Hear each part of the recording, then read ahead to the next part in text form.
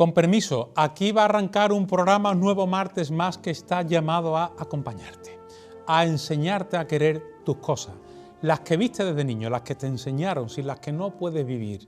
Vamos a plantearnos esta noche de partida, que no es poco, qué es una cofradía, qué es lo que hacemos cuando realizamos esta acción de penitencia, de dónde viene, cuál es el origen y el significado, qué nos estamos perdiendo cuando no nos detenemos a pensar en ella, con lo importante que resulta para nosotros. De hecho, aún te duele no haber participado de tu cofradía este año, ¿verdad?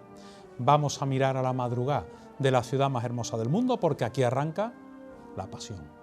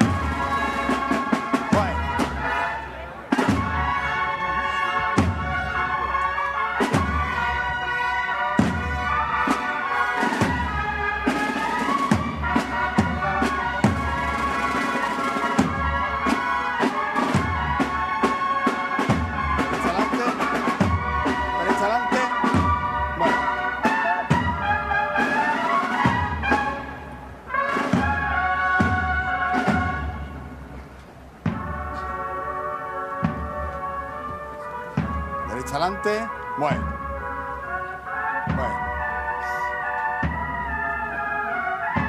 Vamos arriba, artista.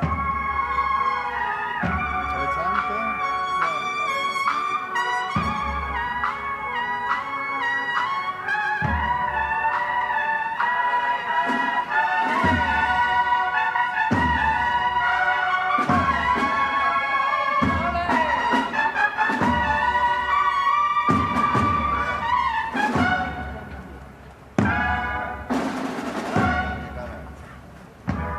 Largo.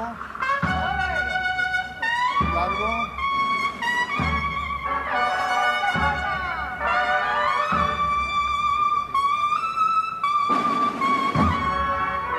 Largo siempre.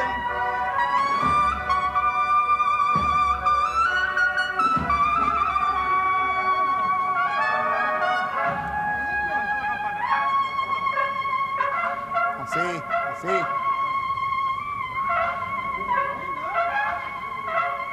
Derecha adelante, derecha adelante. Vale.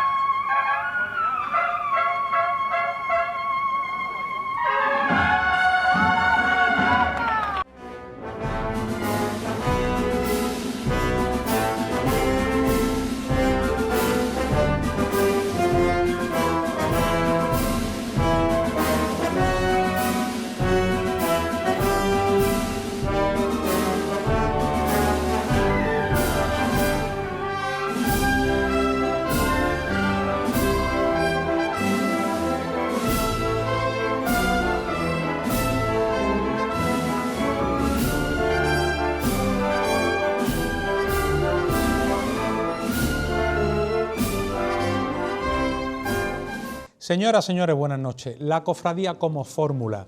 ¿Te has planteado alguna vez de dónde viene, por qué esa estructura?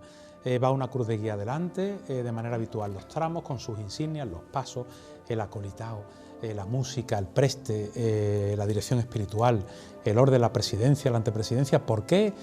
¿Y por qué la túnica? ¿Y de dónde viene? ¿Y por qué no te la puedes quitar hasta que no llegues a casa, en principio? ¿Y por qué de todo ese rito, toda esa regla, toda esa estructura? ¿De dónde viene? ¿Qué es una cofradía?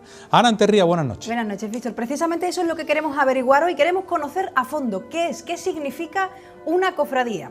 En este programa, en esta noche de la pasión, vamos a hacernos esa cuestión, ¿qué es una cofradía? Porque queremos saber qué significa este término. Estamos acostumbrados a ver procesiones en las calles, pero hoy queremos plantear cuestiones, analizar cada uno de los elementos que componen las llamadas cofradías, su orden, su estilo, el porqué de los tramos y de los nazarenos, de los penitentes, el significado de las insignias, de las cruces de guía. ¿Por qué procesionan las imágenes sobre los pasos, por ejemplo? Es otra cuestión. Y las bandas de música, ¿de dónde surge esta idea de acompañamiento? ¿Y por qué van detrás de los pasos? ¿Por alguna razón en concreto? Además, ¿por qué los nazarenos llevan cirio o por qué los ciriales preceden a los pasos? Y por cierto que cada cofradía lleva un número diferente de ciriales, algunos 6, otros 4, incluso la mortaja que lleva 18. Y los acólitos, el incienso, también son parte importante de las procesiones y de nuestras hermandades. De todos los detalles de la puesta en escena de una cofradía vamos a hablar esta noche con el historiador Pablo Borrallo y el director espiritual de la Macarena y rector de la Basílica, Antonio Mellet. Hoy no nos vamos a ir a casa sin saber mucho más sobre el simbolismo y sobre el sentido de lo que significa una cofradía. Y los tipos de cofradía, existen las de capa, las de negro, como tú lo llamas coloquialmente en casa, ¿verdad? O en tu argot cofradiero. ¿Hay una cofradía perfecta? ¿Tiene que ser, para ser perfecta, de silencio? Los distintos tipos de puestas en escena para realizar la estación de penitencia. Manolo Esteban, buenas noches. Buenas noches, Víctor. Pues sí, es verdad, y es cierto que no todas las cofradías son iguales y hay una diversidad importante en la tipología de cada hermandad. Hay hermandades que procesionan de negro, de ruán, sin capa, con caperotes más alargados o más cortos, con una idiosincrasia sobria y un riguroso silencio. Ejemplo de este tipo de cofradía podríamos decir el Silencio, el Gran Poder, el Calvario o la Amargura, que procesiona de blanco, pero guarda un orden bastante rígido, clásico y sobrio en la calle. Por otro lado están las hermandades llamadas de capa, que tienen un carácter, por decirlo de alguna forma, más alegre, con cortejos menos rígidos y más populares, como por ejemplo la Hermandad de la Macarena, la Esperanza de Triana, el Cerro, San Esteban, San Benito, podríamos decir muchas más hermandades. Hay corporaciones que procesionan con música y otras sin ella. Algunas llevan un repertorio musical de corte más clásico, otros más populares, otro música de capilla. También varía la forma de andar de los pasos de cada cofradía. En general, el carácter de nuestras cofradías es diverso. Cada una aporta un matiz distinto, una personalidad que les hace hacer que cada una de ellas sea única. Por eso es tan rico que nuestra Semana Santa, todo ello lo vamos a ver en la noche de hoy, en este programa, en este especial de La Pasión. Venga, vamos a hacer una cosa, programa monográfico con gente que sabe de verdad. Por cierto, te recuerdo la página web, lapasionnoacaba.es, con toda la actualidad en nuestra web, 24 horas al día, todos los días del año. Para ti, ¿cuál es la cofradía perfecta, ideal, esa que tú no te pierdes, vamos, bajo ningún concepto, que la ves siempre porque te parece eso, perfecta? A ver, Ana.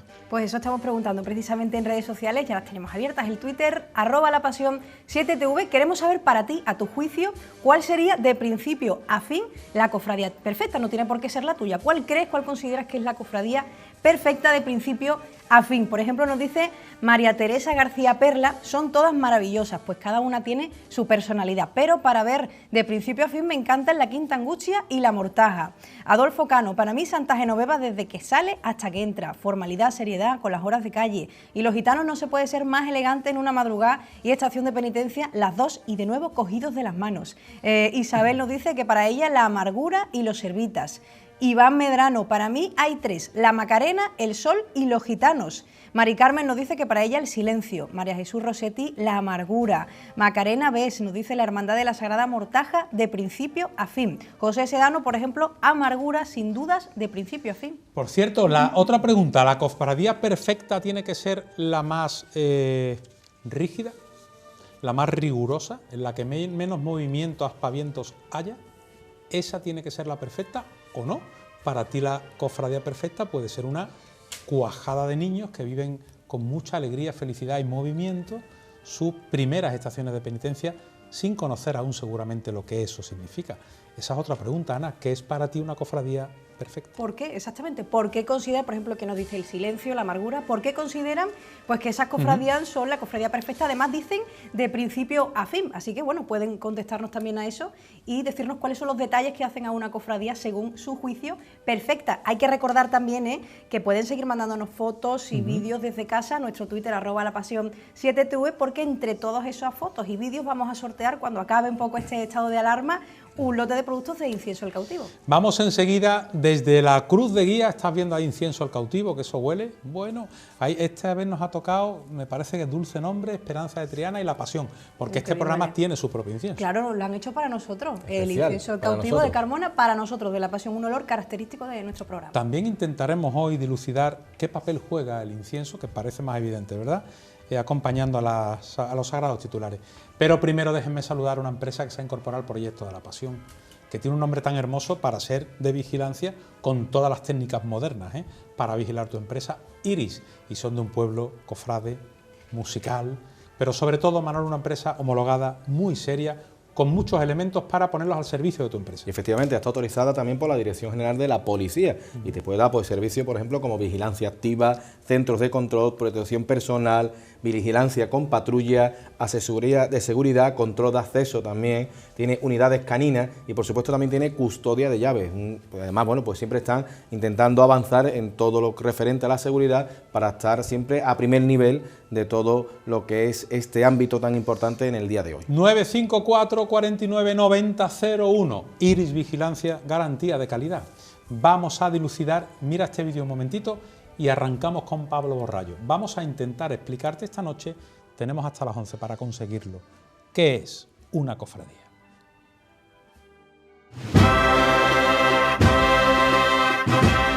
Vivimos intensamente nuestras hermandades, con pasión la Semana Santa y las procesiones, las cofradías. Eso lo tenemos claro, pero ¿sabemos exactamente qué es una cofradía? ¿A qué hace referencia este concepto? Hoy vamos a desgranar la puesta en escena de nuestras procesiones para explicar los elementos que las componen y los rituales que siguen, su secuencia en la calle. Si acudimos a la definición de la Real Academia Española, el término cofradía tiene varias acepciones. Congregación o hermandad que forman algunos devotos con autorización competente para ejercitarse en obras de piedad.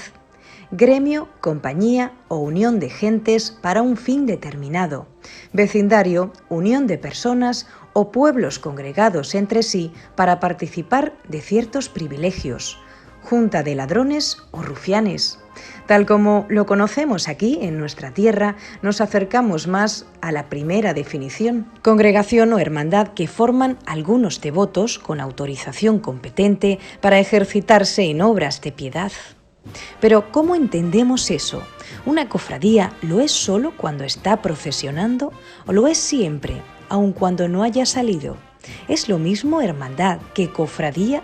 ¿En qué se diferencia una cosa de la otra? ¿Y el cortejo de una cofradía tiene un régimen estipulado, un orden predispuesto? ¿Por qué acompañan los hermanos vestidos de nazarenos? Las hermandades portan insignias que separan los distintos tramos, así los llamamos. ¿La organización del cortejo se debe a alguna norma o protocolo? Queremos saber también cuál es el sentido del cuerpo de acólitos y de los ciriales. Algunas corporaciones llevan 4, otras 6. La Sagrada Mortaja lleva 18. ¿Y qué representa la cruz de guía? ¿Por qué portamos una cruz para abrir el cortejo? ¿Qué significa el estandarte, o el conocido por todos como bacalao? Los cirios, los penitentes, los costaleros y las bandas de música de acompañamiento, ¿de dónde surgen todos estos elementos? Y las imágenes, ¿por qué procesionan sobre pasos? ¿Y por qué primero las representaciones de Cristo y después las de la Virgen, que, por cierto, por alguna razón van bajo palio? Son muchas las cuestiones que a veces damos por sabidas, que aceptamos en el ideario colectivo y damos por hecho desde que tenemos uso de razón. Hoy vamos a conocer a fondo cada uno de estos aspectos, la simbología, el orden, los porqués, el cómo y el cuándo. Vamos a aclarar todas las dudas para entender al máximo lo que significa y lo que es una cofradía.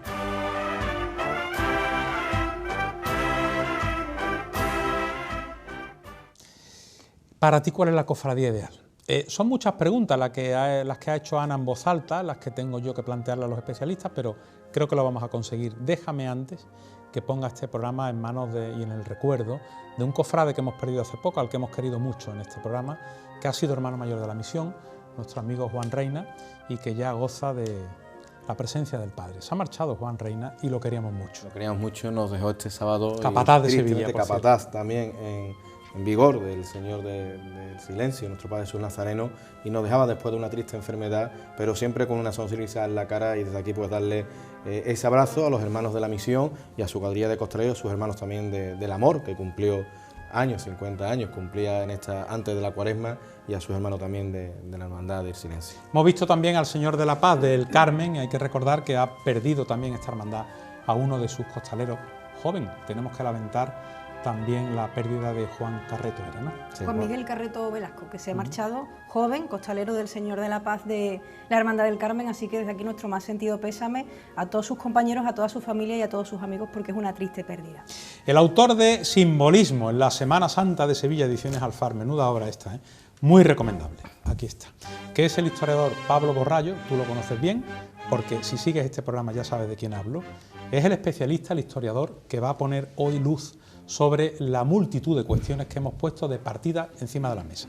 Después de Pablo va a venir el rector de la Basílica de la Macarena y director espiritual de la hermandad, don Antonio Mellet, sacerdote, que va a explicar también otra parte de lo que hoy quiero plantearte. Pero estás viendo la portada de Simbolismo en la Semana Santa de Sevilla, Ediciones Alfar, autor Pablo Borrallo. Bueno, hay fotografías, ilustraciones de Teresa Guzmán, un prólogo, creo recordar, del amigo Jesús Méndez, en fin, un montón de cosas aquí dentro y sobre todo muchas explicaciones. Dicho esto, Pablo, buenas noches. Buenas noches, Víctor. ¿Cómo estás, amigo? Pues El muy confinamiento. bien, gracias a Dios. La Semana Santa tan especial, ¿cómo la has vivido?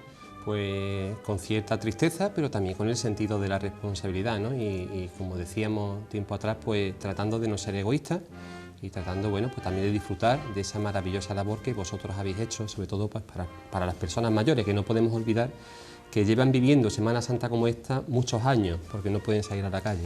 Necesitamos que te ubiques con nosotros, querido Pablo, que para eso te hemos llamado, en el arranque de la cofradía. El nazareno como unidad. Si me puedes decir qué es una cofradía, qué es un nazareno, el primero, por qué lleva túnica, yo me voy a colocar en la cruz de guía y tú me empiezas a explicar el significado, el simbolismo, qué es lo que estamos viendo cuando yo veo llegar la cofradía y lo primero que me encuentro es un nazareno escoltado habitualmente que porta lo que llamamos cruz de guía. Arrancamos ahí. Pues mira, Víctor, lo primero que tendríamos que hacer para clarificar este tema es hacer una segregación terminológica del concepto hermandad y el concepto cofradía, porque a veces lo utilizamos por separado y a veces lo utilizamos como hermandades y cofradías. Lo que jurídica y socialmente hoy día pueden ser lo mismo, en tiempos pasados, en tiempos de su creación, en los años de la Alta Edad Media, pues las hermandades y las cofradías eran agrupaciones distintas. Ambas compartían como elemento común el unir a una serie de personas con un fin común que pudiera ser o no religioso. En el caso de las hermandades, pues con una diversidad de personas de distintos estratos sociales que sí pertenecían, y en el caso de las cofradías siendo mucho más cerradas, ¿no? Donde tenían cabida un gremio, personas dedicadas a distintas profesiones, razas o incluso etnias. Con el devenir de los años, ya en el siglo XVI, las hermandades, al ser más diversas, van a integrar a las cofradías y con un carácter penitencial vamos a comenzar a hablar de hermandades y cofradías. Vale, digo bien cuando yo aseguro que los nazarenos de una hermandad, cuando salen a la calle a realizar la estación de penitencia, se convierten en cofradía. O sea, ¿eso es una hermandad que ya en ese momento es cofradía, bueno, o no es correcto así? Una cofradía es cofradía, o hermandad y cofradía, en tanto en cuanto regladamente se atiene a los cultos y a las disposiciones aprobadas por la Santa Madre Iglesia, y entre ellas el culto externo. Por tanto, las hermandades y cofradías son elementos, son colectivos de culto, tanto internos como externos. No, y que de partida lo primero, lo más esencial que está haciendo un cuerpo de nazarenos, una cofradía en la calle, es un culto. Cumplir con el culto, efectivamente. Cumplir con el culto. Bien. Llega la cofradía, Pablo, y me encuentro delante de la cruz de guía. Estamos viendo ya la de Redención, por ejemplo. Vale, cruz de guía. Bueno, ¿de dónde viene? ¿Por qué una cruz que nos guía? Ineludiblemente, las hermandades y cofradías están ligadas a la procesión. La procesión es una búsqueda, un camino hacia el encuentro. Una procesión es una oración de la Iglesia que el pueblo cristiano, en este caso Sevilla, eleva a Dios por medio del culto a las imágenes o el culto a la reliquia de la pasión. Y todo ello al amparo de una cruz que va precediendo el cortejo, que es la que nos guía, que es la que nos salva. De ahí el término cruz de guía. Vale. Tenemos que entender también, el cruz de guía viste, como el resto de hermanos, una túnica de nazareno. No hemos dicho qué sentido tiene vestirse. Yo he leído algunos autores que hablan más de revestirse, o sea, volver a vestir la fe, el testimonio que vas a dar. ¿Cuál es la importancia de la túnica? ¿De dónde viene? ¿por qué nos tapamos? ¿Por qué el anonimato? ¿Por qué no puede uno despojarse de esa segunda piel hasta que no llega a casa? Bueno, el carácter de la túnica y, lógicamente, del atuendo nazareno, pues tenemos que buscarlo sobre todo en la penitencia pública, que va a arrancar sobre todo desde fines del siglo XIV y sobre todo en el siglo XV, y que definitivamente va a despegar en el siglo XVI. ¿De dónde toman las hermandades y cofradías sevillanas ese atuendo? En primer lugar, de esas penitencias públicas que a nivel interno se hacían en los conventos, de las hermandades particularmente mendicantes, sobre todo los dominicos, que promulgaban mucho la penitencia como medio de conversión, no solamente interior, sino también exterior, y sobre todo el atuendo hay que rastrearlo en la Inquisición. En tiempos de Inquisición se va a imponer al que iba a sufrir la penitencia pública, llámese que lo iban a quemar por hereje, un cono, un gorro apuntado hacia arriba, que después la iconografía cristiana, sobre todo las hermandades y cofradías, van a adaptar como medio de identificar a aquella persona que iba a sufrir penitencia pública, para que el que lo viera de lejos supiera que el que llevaba ese gorro de procedencia inquisitorial, igual que esas personas que iban a recibir penitencia, iban a ser las que iban a realizar penitencia pública en Sevilla. ¿De dónde viene el carácter de anonimato, Víctor? Podríamos hacer un paralelismo con los tiempos actuales. Muchas veces, cuando vamos a ver la Semana Santa de Sevilla, a lo mejor nos detenemos en ver cosas tremendamente insustanciales. Por ejemplo, pues sin ánimo de despreciar al colectivo, pues como los costaleros hacen pues un poco apología de la musculatura, ¿no? ¿Qué va a pasar en el siglo XVI y sobre todo en el siglo XVII? Que todo esto se va a ir de madre. De hecho, muchos historiadores llamamos a esa época la época de desmadre, puesto que la penitencia se estaba convirtiendo, dado que había hermanos de sangre, en actos realmente espectaculares que lo que hacían era relegar al verdadero espíritu de esa estación de penitencia, ¿no? Entonces deciden las autoridades eclesiásticas que la penitencia se convierta en algo anónimo, por tanto que tenga un carácter privado, y eso va a hacer que ese cono de procedencia inquisitorial se cubra, teniendo por tanto configurada la presencia del antifaz tal y como la conocemos. Vale, siguiente pregunta, ¿por qué no se puede el nazareno quitar la túnica, o no debe, hasta que no regrese a casa después de la estación de penitencia? Bueno, volvemos de nuevo a la Alta Edad Media, volvemos de nuevo a la vinculación de las hermandades y cofradías en el contexto que se crean con la Inquisición.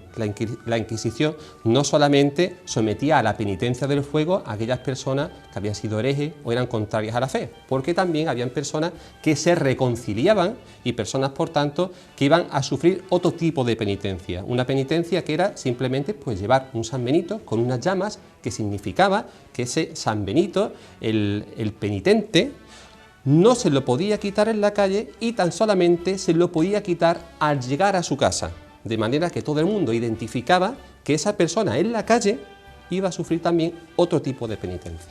¿Y qué diferencia hay? Porque algunas hermandades llevan capa, otras no llevan capa, otras llevan el capirote más alto, que parece que cuanto más largo es el capirote, más seria, por decirlo de alguna forma, ¿no? Es la hermandad. Bueno, el tema del capirote, más allá de las cuestiones estéticas, de la altura que pudiera tener, sabemos que por su forma tiene una forma ascendente, por tanto se supone que el penitente, por medio de ese gorro inquisitorial que nosotros llamamos capirote, va a acercar, a partir de esa reconversión interior, su alma a Dios. Eso respecto del tema del capirote. Respecto de las túnicas, pues hay una gran variedad de túnicas. El tema de la cola, estamos hablando de cuando se gesta la Semana Santa de Sevilla, que es una mentalidad totalmente distinta a la mentalidad del siglo XXI. Los hermanos que llevan la túnica anudada a un brazo, generalmente el izquierdo, simbólicamente nos está diciendo que está cargando sobre sí el peso de unos pecados que por medio de esa penitencia pública va a purificar. En el caso de las capas, por responderte, Ana, brevemente, las capas era el tipo de atuendo pues más extendido en la Europa occidental de la Alta Edad Media. Desde el siglo XVI las capas no van a formar parte de las hermandades y cofradías, puesto que van a inspirarse más en atuendos monásticos. Pero en el siglo XIX, con el resurgir nuevamente de las capas, sobre todo en los estratos sociales, en la alta burguesía como medio de distinción, ¿qué va a hacer la Semana Santa de Sevilla?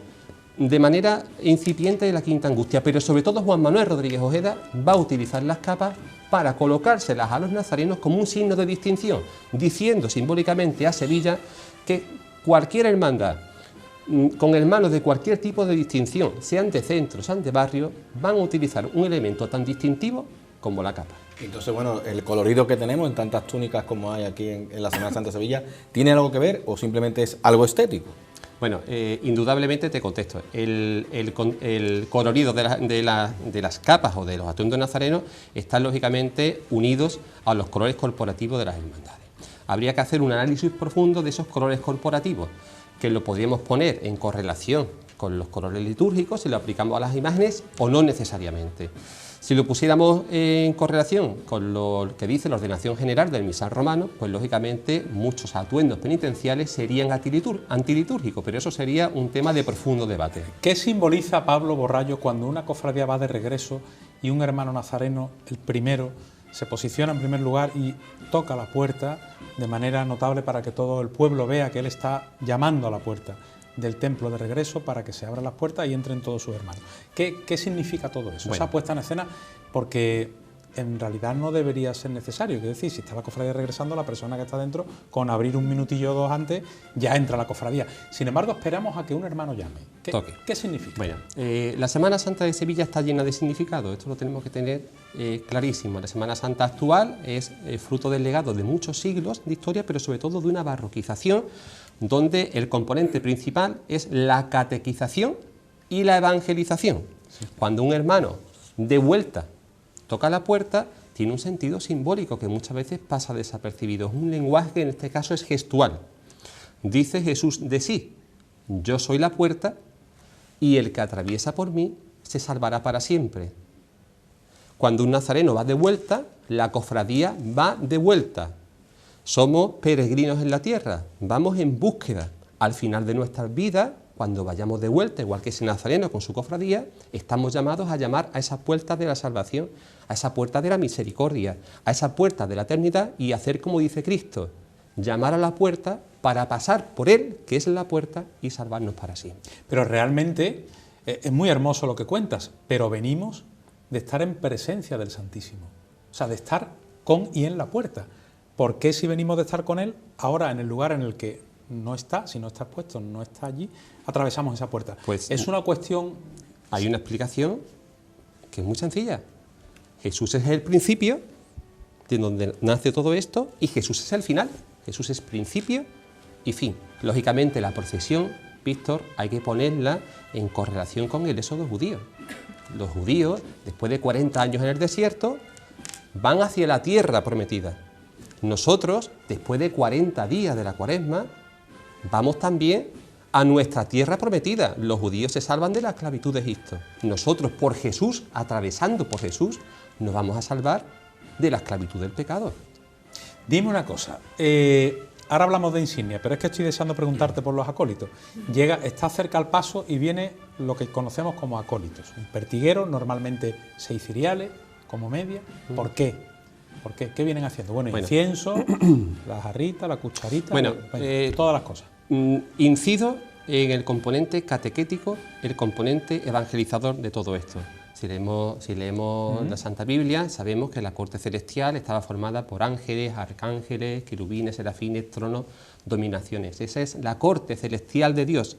Cuando Dios baja a la tierra y nosotros lo hacemos presente por medio de esa oración, por medio de esa procesión, Dios también se rodea de una corte, que en este caso no es celestial, es una corte divina, una corte que va precedida de una nube de incienso. Y esa nube de incienso, Víctor, Ana, Manolo, hay que ponerla también en correlación con el éxodo judío, que nos dice que ese caminar de los judíos hacia la tierra prometida, igual que nosotros a la catedral, iba precedido por la presencia de Dios por medio de una nube de gloria que se manifiesta delante de los pasos por medio del incienso. Decían incluso los propios judíos que esa nube, que para nosotros es el incienso, era incluso el polvo del caminar de Dios delante de ellos, que iba guiándoles. O sea, ¿no se inciensa porque viene el Señor? ¿O porque simboliza como la presencia simboliza de Dios? La presencia de Dios, y además hay que tener en cuenta que el culto desde tiempos antiguos, pues para el culto se ha ido utilizando el incienso. Se supone que el incienso es para sacralizar, para divinizar. ¿Y entonces los ciriales?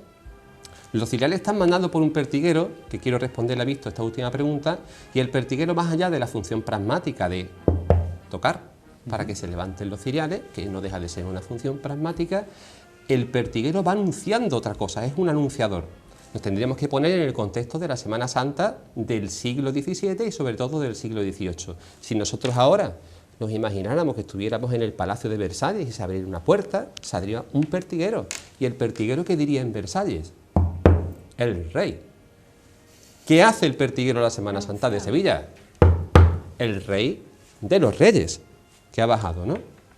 Los ciriales, esto es algo mucho más profundo, Víctor. Los ciriales no podemos entenderlo en número de 6 si no entendemos y explicamos primero los pasos. Todo esto habría que ponerlo en relación con la zarza ardiente. Cuando vemos un paso en la calle, los pasos en el fondo simbólicamente remiten a la zarza ardiente, a ese episodio que nos narra la Biblia donde Moisés ve una zarza que está combustiendo pero no acaba de combustir. Los judíos en esa zarza ven su famoso candelabro de 7 brazos, la menorá, que está relacionado con los dones, que para nosotros serán también los dones del Espíritu Santo. La inteligencia, la sabiduría, el consejo, el conocimiento, la fortaleza, el temor de Dios y en el centro el amor inagotable de Dios. Nosotros tenemos que ver que tanto Jesucristo como la Virgen María, que después irá bajo palio, la Iglesia Católica ha visto en la zarza ardiente el amor inagotable de Dios en Jesucristo y en la Virgen María, que es portadora del amor de Dios. Por tanto, los pasos procesionales, donde va Jesucristo y donde va la Virgen María, van antecedidos de esa zarza ardiente, de esa menorá cristiana en número de 6. El consejo, el conocimiento, la inteligencia, la sabiduría, el poder, la fortaleza y en el centro el amor inagotable de Dios en los pasos de misterio por medio de Jesucristo y en los pasos de palio la Virgen María, que es la que custodia ese amor eterno. Podemos decir, Pablo, que si una cofradía lleva 4 ciriales, va mal. Va mal. No soy quien para decir que va mal, pero no se corresponde. bíblicamente no va bien. En el caso de la mortaja, que lleva 18. En el caso de la mortaja podríamos dar una explicación histórica en el contexto en el que se crea la mortaja, con una serie de notarías en Sevilla de la que podríamos hablar, pero la visión que nos interesa a nosotros, aunque no está confirmada, es las personas, las 18 personas que asisten al entierro de Cristo. Pablo, una pregunta. Has dicho que el incienso es la nube tras la cual viene el Señor. La nube de gloria. La nube de presencia gloria. de Dios iluminando al pueblo de Israel hacia la tierra prometida. Luego anuncia la llegada de Él. Pero le ponemos... Hace presente. Hace presente, pero también le ponemos incienso a su madre. O sea, esa nube también la antecede a ella. A la Virgen María, claro. Es que la Virgen María va bajo palio por una razón. Y el pertiguero de ella también dice, aquí la reina. Va una divinidad, va la Madre de Dios detrás. Todo esto habría visto que ponerlo en correlación cómo la Virgen María procesiona bajo palio. Dice, ¿por qué a Jesús sí y a la Virgen María no? El Concilio de Éfeso determina que la Virgen María es Madre de Dios y por tanto va a ser ya un ser divino al que Dios exalta. A veces, Víctor, nos preguntamos, vemos un palio, hablamos mucho de los pasos de palio, pero no sabemos lo que es un palio y habría que plantearse por qué la Virgen va bajo palio. En el Imperio Romano, los emperadores, que tenían su nombre y además la palabra augusto, que significa sagrado, iban bajo palio. Los romanos protegían su carácter sagrado. ¿Qué hace la iconografía cristiana cuando la Virgen, en el Concilio de Éfeso, pasa a ser Madre de Dios y por tanto emperatriz de los cielos? Por tanto, como el emperador romano, se le coloca bajo palio para proteger, igual que al emperador, esa divinidad, manifestar su santidad, e igual que cuando al emperador se le subía sobre un podium para elevar la dignidad, como a María se la exalta por encima de todos los humanos, igual que al emperador, como emperatriz, se le sube sobre una peana. ¿Y a los cristos por qué no? Si tienen una divinidad, ¿no? Bueno, los cristos generalmente van sobre una peanita. Las peines van sobre una peana. Bueno, esto ya sería estudiar No, cada caso. Sería estética, a lo mejor. Porque Bueno, yo he visto algún Cristo bajo palio hay en excepciones. otras localidades que no sé, que no son aquí. Llegamos a un punto de la historia, Pablo, me está encantando escucharte, en el que las cofradías se organizan por tramos. Y los tramos se dividen por la presencia de insignias. Vamos con esto. ¿Por qué? Bueno, pues porque en los tiempos medievales en los que se van a crear las hermandades y las cofradías que no penitenciales, Sí. antes hemos dicho que las hermandades había una diversidad de personas que pertenecían a ellas de diferentes estratos. Y eso, a la hora de ponerse la hermandad primero y la cofradía después, y las hermandades y cofradías a partir del siglo XVI, con un carácter penitencial, se va a desarrollar en el discurrir profesional como diferenciación social de todas aquellas personas que estaban integradas dentro de ese colectivo, que ahora puede ser simplemente por una cuestión histórica en número, y antes podía ser desde las personas de los más bajos estratos sociales hasta las personas de mayor estrato social. Vale. Esa es la jerarquización, la génesis. Y la importancia del estandarte, decía Ana, conocemos como el bacalao, ¿no? Esta insignia, que a toda luz, todo apunta que es la insignia más importante de la hermandad, ¿no? Claro, lógicamente. De la cofradía. ¿Por qué se dice que estando presente el estandarte, también está presente la corporación al completo? Bueno, en el caso de la insignia más importante de la cofradía, Víctor, mi opinión es que la insignia más importante de la cofradía es la cruz de guía. Vale. Eso yo lo tengo muy claro. Representativamente, el estandarte no deja de ser una representación gráfica, una representación iconográfica de aquellos emblemas y aquellos lemas que definen a la hermandad. Por tanto, la hermandad está ahí representada. Por eso aglutina la hermandad. Es un elemento ¿Podría aglutinador. salir con ese estandarte No. y ya iría Bueno, profesional? y el libro de- No tendría sentido y que una entonces el hermandad libro- salga sin titulares. Vale, perdón, y entonces el libro de reglas, que ahí realmente no se aglutina Bueno. lo que es la hermandad en sí, ¿no? El libro Todo. de reglas es como un documento notarial, que ante los demás me define como lo que soy. El libro de reglas no son más que las credenciales de la hermandad que dicen de mí que la Iglesia Católica me tiene reconocidas las reglas y que además hay que contextualizarlo en una época, de nuevo, en los años de la Edad Moderna, donde el libro de reglas se insertaba en las procesiones un poco en el contexto de cuando las hermandades se enfrentaban entre sí para dirimir la primacía de paso, de manera que el libro de reglas servía no solamente para mostrar privilegios y prebendas, sino sobre todo la antigüedad de la hermandad. Tú te puedes quedar un rato más conmigo, que te quiero preguntar Por por supuesto. paso alegórico. ¿Por qué las potencias de la imagen del Señor? Te puedo preguntar esas Por cosas. supuesto, Hay lo que tantas tú- preguntas Tantas, que... bueno, tú pues, quieras. Cosa, no lo que te me una cosa vayas, de Pablo. la calle. Esta entrevista merece algo suave al paladar. Algo Por bonito. supuesto. ¿Qué me llevo? Pues aceite Rosil, de aceite de los seises, Víctor. Yo creo que es lo mejor que nos podemos llevar hoy para que... Oye, me has quitado el de hasta las la, vistas. Sí, hasta hoy la sí. luz, Hoy. hasta la luz cuando atraviesa la botella es Es bonita. maravilloso, Mira, Víctor, mira la mira. luz que le da a la botella. Yo te he cogido a ti esta, Víctor, porque además en el tiempo que llega a mí me recuerda mucho esto a lo que vamos a vivir próximamente en esta casa también, muchos caminos de rocío. Mucho menos, Rocío. El oro líquido también tiene, Pablo, su simbolismo, ¿eh? Yo creo que sí, habría que estudiarlo, pero vamos, yo creo que podríamos hacer algún estudio interesante. Aceite Rosil de los seises. Esto es como si los seises te bailan en el paladar, ¿eh? Esto es una delicia para las tostaditas por la mañana. Ya están Sí, todos los siempre bares, que lo los bares utilizo. están abriendo. Están Claro, abriendo y muchos aparte, que tienen aceite rosil, yo lo utilizo siempre en mi casa para desayunar, está buenísimo. y la botella premium, Y la el botella aceite premium. premium, esa, la negra así en gris, en plata, maravilloso también. Oye, para ti, ¿cuál es la cofradía? No le he preguntado a Borrallo. Pablo, una cofradía para ti ideal, puesta en la calle. Venga, va, de cofradía. Pues la verdad es difícil de... Perfecta, que tú digas, Una Víctor. cofradía perfecta para mí sería el cúmulo de 3 cofradías. La humildad de la Hermandad de la Veracruz, la compostura de los Nazarenos del Silencio y la solemnidad del paso de misterio de Santa Marta. Ni una capa, ¿eh? Muy bueno. No, la verdad. Pero sin embargo, Víctor, quiero hacer justicia sobre las hermandades de capa. No se puede entender la Semana Santa de Sevilla si las hermandades de capa, si es que estas, sobre todo están en los barrios. La importancia del barrio es muy importante. La Macarena revoluciona la Semana Santa de Sevilla viniendo de un barrio. No podemos hablar más de los barrios. Para Ojo. ti, ¿cuál es la perfecta, la ideal? Seguramente, o no tiene por qué, va a decir, seguramente es la tuya, no tiene por qué. Ana Anterría, la cofradía ideal, ¿cuál es? Vamos a Twitter, @lapasión7tv. Mira, por ejemplo, nos dice María José Pérez, la calle Feria el Viernes Santo por la mañana, ya la entendemos. Jaime nos dice que los gitanos. Juan Parra, a mi juicio la hermandad perfecta es la del Gran Poder. Saludos desde Chiclana. Manuel Peral, mira, nos dice, yo soy un poco egoísta, para mí perfecta es la hermandad de la Exaltación. Miguel Serrano, perfecta para él significa en cuanto a organización de los tramos, bordados en insignias, repujados y orfebrería en insignias, cumplimiento de horarios y el comportamiento de su cuerpo de nazarenos. Eso es lo que hace una cofradía perfecta. Por ejemplo, nos dice Clary, la Hermandad del Amor de principio con la borriquita, a fin con la Virgen del Socorro. Tony Márquez, para mí la cofradía perfecta para ver completa es la Amargura, aunque por ser donde procesiona el Gran Poder es un ejemplo perfecto de cofradía en la calle por el recogimiento, el orden y el respeto por el nazareno. Antoine Jesúa nos dice la Hermandad de los Servitas está perfectamente compensada de cruz de guía a palio de la soledad con ese ritmo constante. Es perfecta porque no sufre ninguna modificación a lo largo de su recorrido. Le tenemos que preguntar a don Antonio Mellet luego en otro bloque qué es la estación de penitencia, que si procesionamos, si se me permite el verbo, bien, correctamente, qué papel juega el sacerdote, el director espiritual en ese transitar, en esa ida, en esa búsqueda y en el regreso.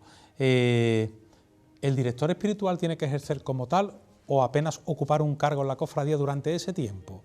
¿Por qué hay a veces un cura delante del paso, presidencia, y uno detrás? Preste, ¿cuál es el más importante? ¿Qué rol juega cada uno? Pues un millón de cosas.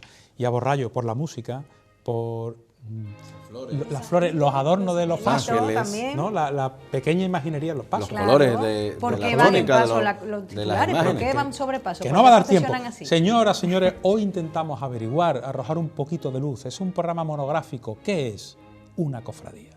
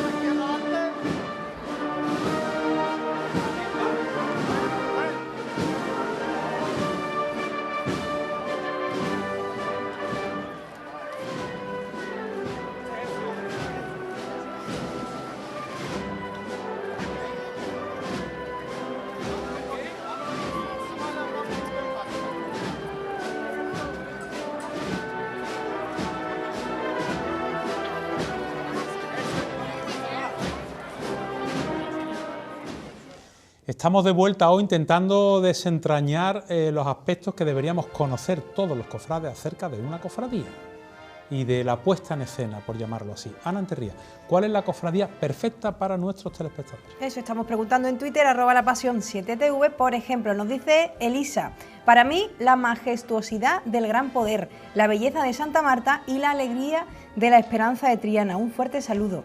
Rafael La Rubia, sin lugar a dudas, la Hermandad del Calvario, compostura, silencio, tradición.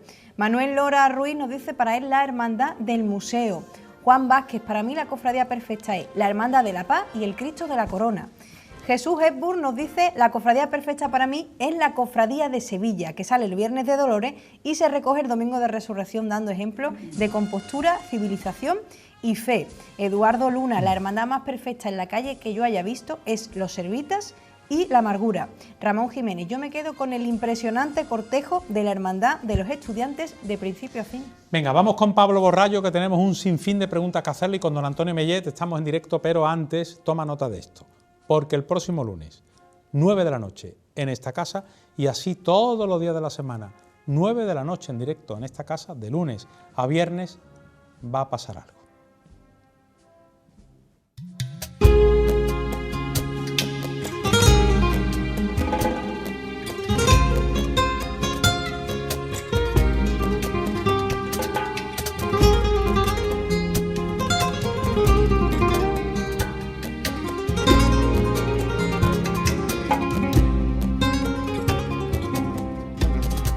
Rocío, Rocío, Rocío. Hasta ahí. Y como tampoco hace falta que te cuente mucho más, el lunes a las 9 vas a pasar tus emociones y tus malos ratillos, en fin, tus recuerdos, tus cositas. Pero vamos a estar contigo de lunes a viernes. Hasta ahí te puedo contar. Luego, si sigues viendo La Pasión, te adelanto algo más. Pero Pablo Borrallo, ¿estás bien, cómodo, a gusto, tranquilo, feliz? Sí. Vale. Maravillosamente. No te he bien. preguntado, amigo, no recuerdo si lo he hecho públicamente. ¿Cuál es la mayor devoción que hay en tu corazón? Pues la mayor devoción que hay en mi corazón es Dios en cualquiera de sus manifestaciones, Jesús en cualquiera de sus advocaciones y la Virgen María en cualquiera de sus advocaciones. Por afinidad, la Reina de todos los Santos y recientemente mi Hermandad de las Siete Palabras, de la que me he hecho hermano hace poco. Vale. Es muy frecuente entre los creyentes cuando pensamos en el Señor y le vamos a rezar, a pedir, a reñir o a pedirnos perdón, ponemos una cara de una de nuestras devociones. Para ti la cara de Dios, ¿cómo es? ¿Cuál es? ¿Es el Cristo de las Siete Palabras o no tiene por qué? Si de mí dependiera saber cuál es la cara... No depende, la que tú te imaginas. Pues posiblemente... Pablo, que sabe lo que te estoy preguntando. Posiblemente... Venga. Pues mira, posiblemente esta mañana la hablaba el Señor de Pasión. Me parece de una armonía, de una belleza, de una levedad, de una divinidad hecha madera tremenda. ¿No te he preguntado, Pablo, en las cofradías? Porque lo mismo es una pregunta absurda, pero me surge ahora la duda. ¿Por qué va el hijo delante? O sea, ¿por qué no puede ir en una cofradía la madre, que la ha traído al mundo, y detrás el paso del Señor? ¿Por qué siempre el orden es el inverso? Bueno, la cofradía por encima de todo no deja de ser una contemplación de los misterios dolorosos del Santo Rosario, que también hay que poner en correspondencia con las estaciones del Vía Crucis, donde dicen los textos, particularmente los apócrifos, que la Virgen María recorrió ese camino, esos padecimientos de Jesús hasta la cruz, acompañada de San Juan, con lo cual tiene una cabida lógica en ese discurrir procesional. ¿Y por qué históricamente, aunque eso ya es relativo, van los hermanos con los cirios delante de los pasos y los penitentes con cruz iban siempre detrás de los pasos? Bueno, el carácter de los nazarenos, sosteniendo cirios, está en correspondencia con la profecía del Santo Salomón, cuando la Virgen, el Santo Simeón, cuando la Virgen va a presentar al niño al templo y le dice el sumo sacerdote a la Virgen María: este niño está puesto para ser luz del mundo, para alumbrar a las naciones. Jesucristo dice de sí: yo soy la luz del mundo, y el que camina tras de mí o conmigo nunca camina en tiniebla. Por tanto, la presencia de los nazarenos sosteniendo luz no son más que un simbolismo del anunciar la presencia de Dios con nosotros, y que además hace buena otra de las profecías bíblicas, en este caso de Isaías, que dice que ya el sol no será la luz de tus días, ni la luna la luz de tus noches, sino que Dios con su presencia será el que te ilumine para siempre. Y el penitente no lleva luz. El es de sangre, penitente digamos. hay que ponerlo lógicamente en correspondencia con esas penitencias públicas del siglo XVI y el siglo XVII, que fustigándose detrás de las imágenes o detrás de la cruz, pues iban lógicamente sufriendo corporalmente, mimetizando los padecimientos de Jesús, lógicamente imagen de lo que veían. Pablo, ¿por qué tantas vocaciones y tan diversas? ¿Por qué? Bueno, pues muy sencillo. Esto hay que ponerlo en correspondencia con la contrarreforma de la Iglesia Católica del siglo XVI y el Concilio de Trento, donde se promulga definitivamente que las imágenes van a ser un medio muy adecuado para captar la atención del fiel y por tanto para acercar las almas a Dios. En esos primitivos Vía Crucis y en el siglo XVI, la cruz era el elemento principal del cortejo. Cuando las advocaciones se multiplican al amparo de ese decreto de Trento, que promulga el culto a esas imágenes como medio para acercarse a Dios, la cruz queda relegada y se coloca al principio, para decirnos nuevamente lo que decíamos al principio, que esa oración que manifestamos mediante el culto público a las imágenes se va a hacer siempre al amparo de la cruz, que va a ser la que nos guíe. Pablo, ¿por qué los titulares de las hermandades, por qué las imágenes procesionan sobre pasos y no de otra manera? ¿Por qué los sacamos sobre pasos y además sobre los hombros o las espaldas de hombres? ¿Por qué lo hacemos así? Los pasos procesionales, en primer lugar, la palabra misterio viene de la contemplación de los misterios del Santo Rosario. ¿Por qué procesionan en pasos? Hay una tradición en Sevilla, lógicamente, que es retablística. Es llevar el culto interno de dentro de las parroquias o dentro de las iglesias a la calle, y se saca de la manera más parecida a cómo se puede celebrar externamente ese culto interno. Y a Jesús o a la Virgen María se le coloca sobre retablos que van a ser itinerantes. Muchas veces además hay angelitos, ¿no? La presencia de angelitos, ¿por qué? Bueno, la presencia de angelitos es muy curiosa porque no solamente se da en esos pasos profesionales, sino que se va a dar también en los elementos del cortejo, en muchas insignias. Los angelitos no podemos tampoco menospreciarlos. Los angelitos son los grandes anunciadores del Evangelio y de la buena noticia. Y hay que recordar que los ángeles, por muy pequeñitos que nos parezcan, han estado siempre presentes en los grandes acontecimientos de la historia de la cristiandad. En la anunciación a la Virgen María, en la anunciación a los pastores, en el huerto de los olivos confortando a Jesucristo y, por supuesto, el más importante, el domingo de resurrección, en el paso de resucitado, cuando el ángel le dice a María, le dice a las santas mujeres, siendo el gran mensajero de la buena noticia, no busquéis de entre los muertos al que vive, no está aquí, ha resucitado. Por tanto, son los grandes mensajeros de la buena noticia. Pablo, siempre el comienzo de las hermandades siempre se veía una idea de austeridad, digámoslo así, que eran los comienzos de las hermandades, ayudar a los pobres, siempre era ese el principio de muchas de ellas. ¿Por qué aparece el bordado? Bueno, los bordados, lógicamente, vuelven a estar en correspondencia con la profecía de Isaías. Jesús nos va a iluminar eternamente. Hay que tener en cuenta, Víctor, que Jesús dice de sí mismo: quien me ve a mí, ve al Padre. Por tanto, estamos vistiendo una imagen de divinidad en un contexto, además, en los siglos XVII y XVIII, donde la luminiscencia en Sevilla pues era tremendamente escasa. Entonces, para el fiel, que además no sabía, estamos hablando de la catequización por medio de la imagen, había que decirle qué imagen de las que iban sobre unas andas o sobre un paso era la divina, era Jesucristo. Y por tanto, ese es el sentido de los bordados. Pablo, una pregunta que yo habré hecho 1.000.000 de veces. ¿Las imágenes del Señor deben llevar potencias y corona de espinas? Indudablemente.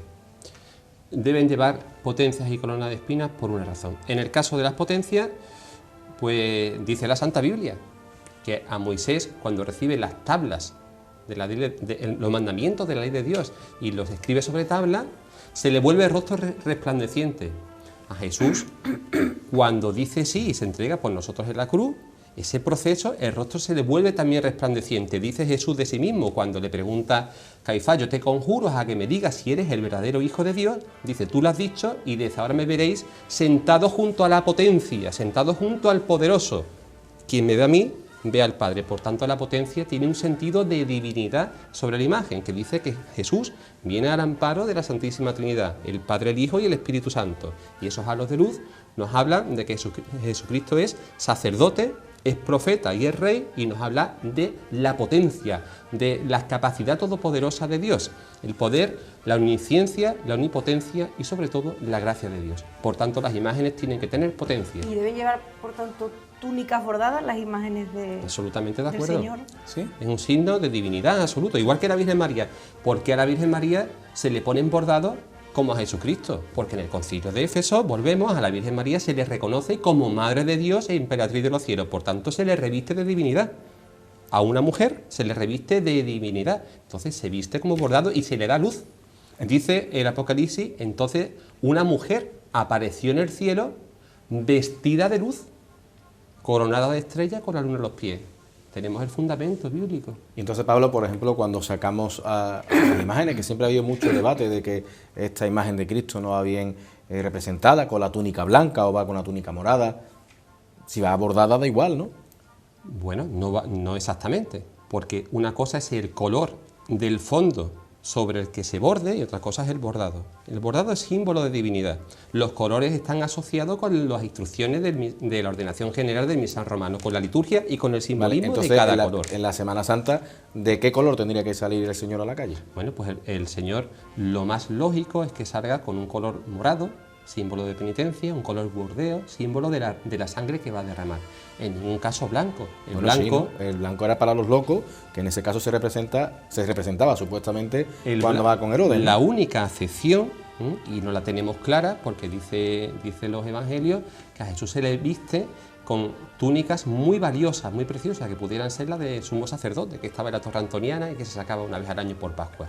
Posiblemente fuera blanca porque existía en la tradición judía, así se recogen las costumbres, que a las personas tomadas por locos se vistieran de blanco. Puede ser que en el paso de la amargura pudiera estar justificado en ese paso de misterio, pero en el resto el blanco está reservado para el júbilo. De hecho, los sacerdotes visten de blanco, 1 para el cuerpo de Cristo, para el Santísimo Sacramento, y 2 y 3 para la Pascua de Navidad y para la Pascua de Resurrección. Por tanto, es como un ir de la oscuridad a la luz, puesto que Jesús trae la luz al mundo. No tiene sentido que haya hermandades en Sevilla que con carácter penitencial vistan a Jesús con una túnica reservada al júbilo. A ver, querido, tú que sabes de esto, años extraordinarios que pasan cosas distintas. El año en que la Veracruz decide sacar el Santo Lignum Crucis en representación de su hermandad. En esos momentos tenemos que considerar que la cofradía, la hermandad de la Veracruz, está en la calle al completo, solamente portando el Lignum Crucis. Indudablemente. Y que el Señor y la Virgen de las Tristezas no estén. Indudablemente. No pasa nada. Indudablemente, la Iglesia Católica reconoce 3 cultos: la adoración a Dios, la latría, la veneración a la Virgen, la hiperduría y la dulía. Las reliquias de la Pasión, los santos y las reliquias de los santos, teniendo en cuenta que en épocas medievales y sobre todo cuando se funda la Veracruz, había una predilección por las reliquias de la Pasión, entendiendo el fiel que en esas procesiones era preferible las reliquias de la Pasión porque acercaba más la presencia de Dios que la propia representación física por medio de una imagen sagrada. Por tanto, la justificación histórica la tenemos. Si se realiza completamente una estación de penitencia, salieron, creo recordar, 500, 600, 700 nazarenos, que ellos, de manera anónima, de manera privada, debajo de su antifaz, hicieron una estación de penitencia. Aquí habría que discernir, visto, si la estación de penitencia es una estación de penitencia anónima y por tanto privada, de orden público para que la gente asista, o es una penitencia pública si hablamos del colectivo de toda la cofradía. Pregunta técnica, ¿el músico que va detrás hace estación de penitencia? No, indudablemente no. ¿El costalero? El costalero hace estación de penitencia porque su penitencia, que en este caso es física, es anónima. ¿El capataz? El capataz es un elemento del cortejo absolutamente pragmático. Si tú me preguntas a mí, yo te diría abiertamente que no hace estación de penitencia. Aun siendo hermano Es un de la corporación y estar saliendo con su... ¿Y el hermano músico? El hermano puede ser un hermano de número, pero no hace estación de penitencia. ¿Por qué? Eres hermano en Sevilla el domingo de Ramos porque toques a la borriquita, pero si el lunes te vas a Utrera, tú no eres hermano. Pero la borriquita sí, ¿no? Estás haciendo estación de penitencia, ¿no? En ese caso. Es que la penitencia es, vuelvo, insisto, es muy privada, es muy anónima. Y tú haces estación de penitencia de manera reglada, conforme a lo que dicta la regla de la hermandad.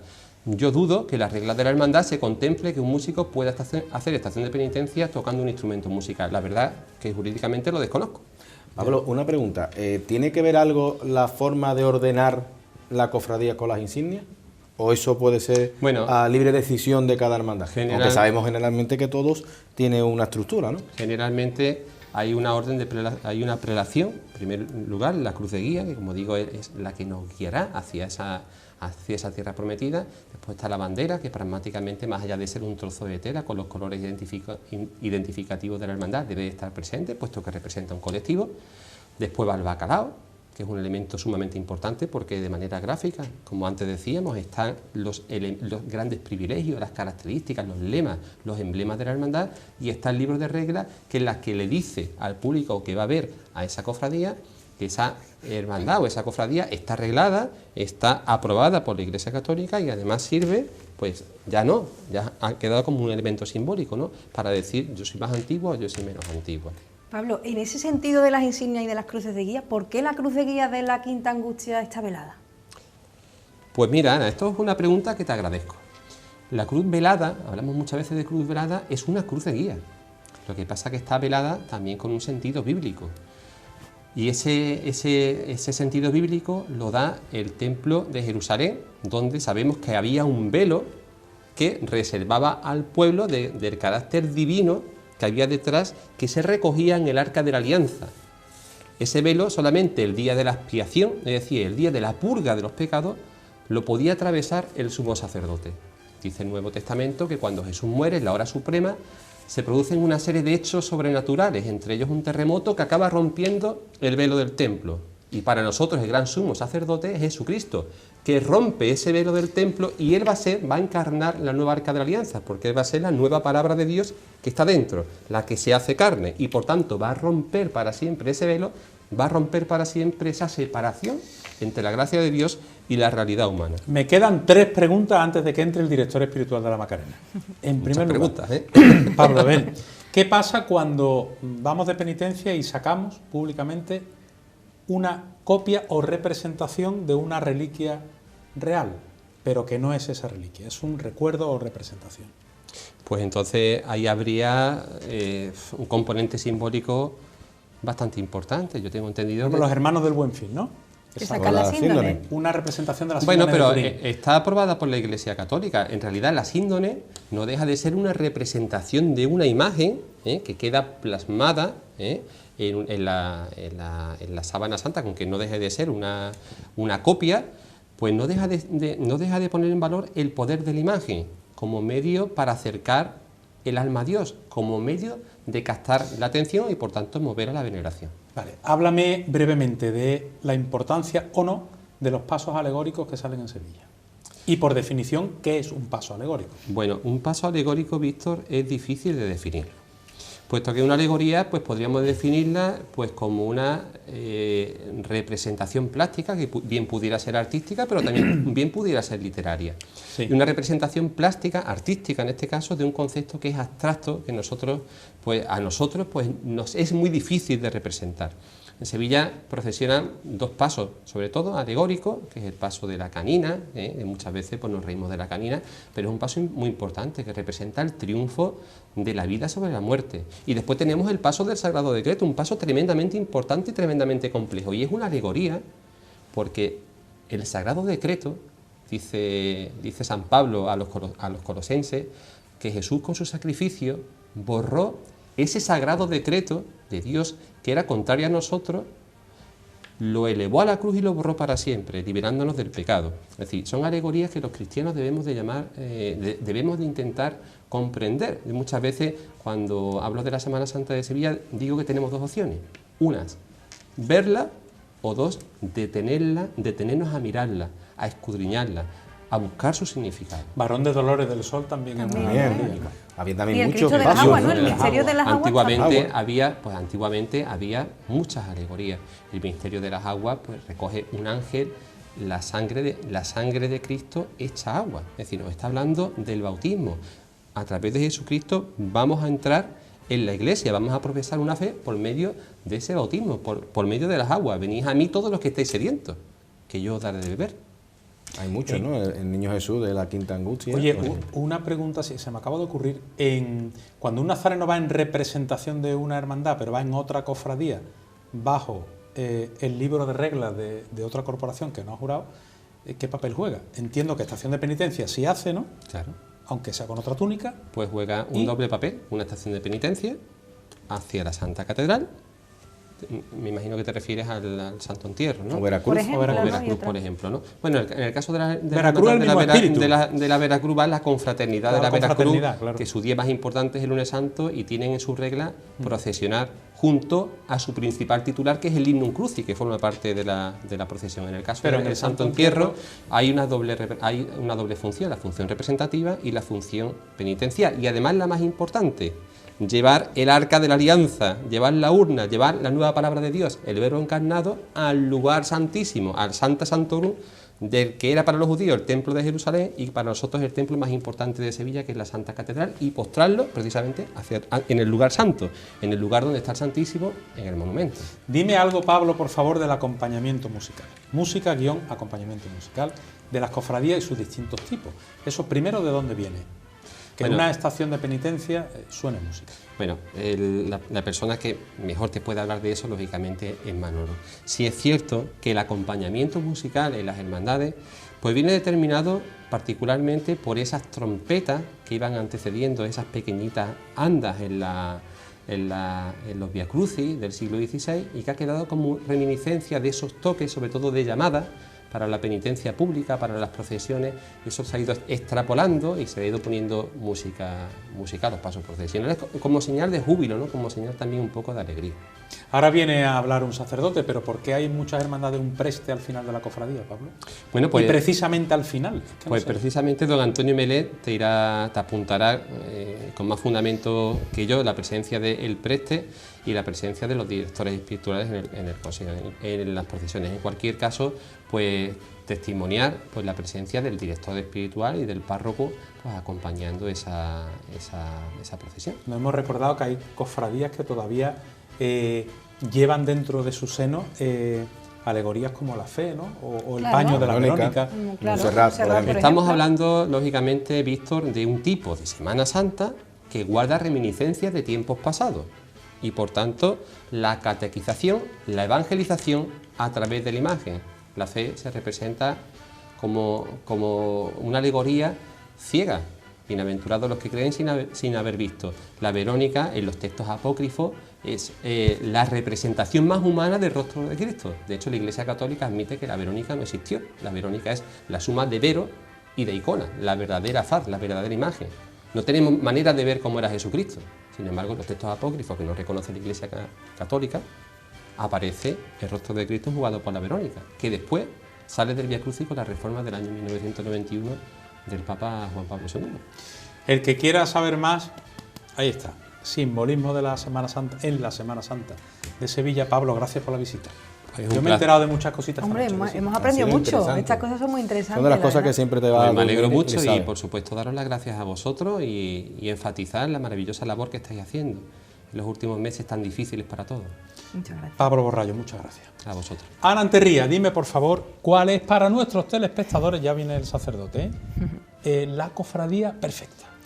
Vamos a Twitter, @lapasión7tv, eso estamos preguntándote. ¿Cuál es para ti, a tu juicio, la cofradía perfecta de principio a fin? Ernesto, por ejemplo, el que anda como un hombre, el gran poder, la fragilidad de la Virgen de las Tristezas y el que emana puro amor. Un saludo.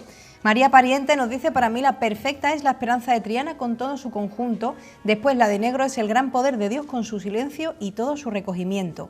Pablo García nos dice, para mí son mis tres hermandades, la Corona por su humildad y penitencia, Cristo de Burgos por su recogimiento, sobriedad y elegancia y la Esperanza de Triana porque deja un rastro de alegría y luz. Fran Mayoral nos dice, para mí la cofradía perfecta es Santa Marta o mi hermandad de la Soledad de San Buenaventura. Nos dice Julio Cerpa, por ejemplo, de la madrugada me gusta la hermandad del Calvario y la Macarena. Estela, para mí sin ninguna duda la hermandad de los Servitas, es una delicia verla de principio a fin. Rocío Márquez, sin ser ninguna mi hermandad, para mí la perfección la rozan la hermandad del Silencio, la Mortaja y los Servitas. José Ramón, pues la hermandad que a mí me gusta ver de principio a fin es la hermandad de los Servitas, porque allí fue donde conocí a mi pareja. Un abrazo a todos y que sigáis así. Néstor, Esa no era la idea, eso pero bueno, para él no era la idea, es un pero recuerdo bueno, hermosísimo. Para Pues, él es perfecta claro, por eso, ya está, claro su que sí. recuerdo que le queda. Claro que sí. Néstor Rufino, por ejemplo, pues nos dice mis hermandades de Santa Genoveva y de los Estudiantes. María Edelva nos dice para ella la Cena, la hermandad de los Servitas y la Macarena. Rigatino nos dice la hermandad de la O y Santa Marta. Elisa, para mí sin duda el gran poder, Santa Marta, Esperanza de Triana y las cigarreras. El primero porque es todo para mí, Santa Marta porque sobran las palabras, mi trianera porque es mi debilidad y las cigarreras por deleitarme ante la Virgen de la Victoria cada jueves santo. Un Otro abrazo. día tenemos que traer a Pablo Borrallo para preguntarle por qué las cofradías de Sevilla no guardan un orden cronológico de la pasión. Bueno, de Sevilla y de muchas bueno, partes, bueno, ¿no? Es sí, verdad que pero no se digo, guarda, casi en todos no se sitios. guarda el orden Se guarda el cronológico. orden de la pasión. Hombre, si te pones con crucificados un día nada más que con crucificados, la verdad es que hay demasiados, ¿no? No sé, para juntarlo todo en la misma Otro día jornada. lo podíamos traer para cuestionarle por el significado en los cultos, de dónde viene y qué significa besar mano, besar pie. Ah, eso es muy interesante. Porque hay imágenes que tienen una cosa o Y la además otra. todo el ritual que tiene, Todo, ¿no? Incluso claro. los colores que antes hablábamos de las túnicas, también hay un sentido litúrgico de cada uno de los colores que se utilizan para los cultos. Porque Eso se es muy ponen interesante. flores también. ¿Qué va a pasar a partir del próximo lunes en esta casa? Manolo Esteban, dime qué va a pasar el lunes despacito, ¿eh? Lunes 9 de la noche. Venga. Vamos a estar aquí porque realmente lo que no hay es romería, pero sí tenemos lo que es Pentecostés y Sevilla es rociera y la Pasión es rociera. Y vamos a estar desde el lunes a las 9 hasta las 11 todos los días. Lunes, martes, miércoles, jueves y viernes, ¿visto? Pero no me digas entonces, Ana, que el domingo, que ella tenía que haber salido, ¿no? la madrugada del domingo al lunes no vamos a hacer nada. Bueno, si quieres te lo digo. O que no, ¿vamos a hacer ¿quieres que algo? cuente? Vamos, hombre, claro que vamos a hacer algo. No vamos a estar de brazos cruzados sabiendo que esa noche debía salir a las calles de la aldea la Virgen del Rocío, la Blanca Paloma. Así que vamos a estar cerquita, No voy a decir todavía en qué sitio vamos a estar, pero vamos a estar donde todos nuestros espectadores quieren que estemos, a buen seguro. Vale, el próximo lunes a las 9 de la noche y de manera diaria, directo, riguroso, de lunes a viernes, 2 horas, La Pasión por el Rocío 2020, aquí en 7 Televisión.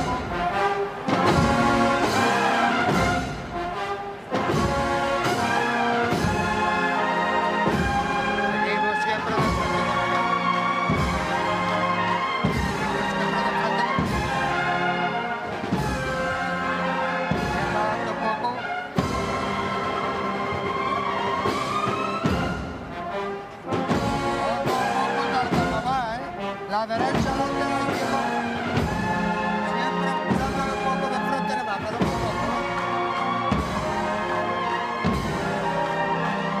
Siempre llamando a selección.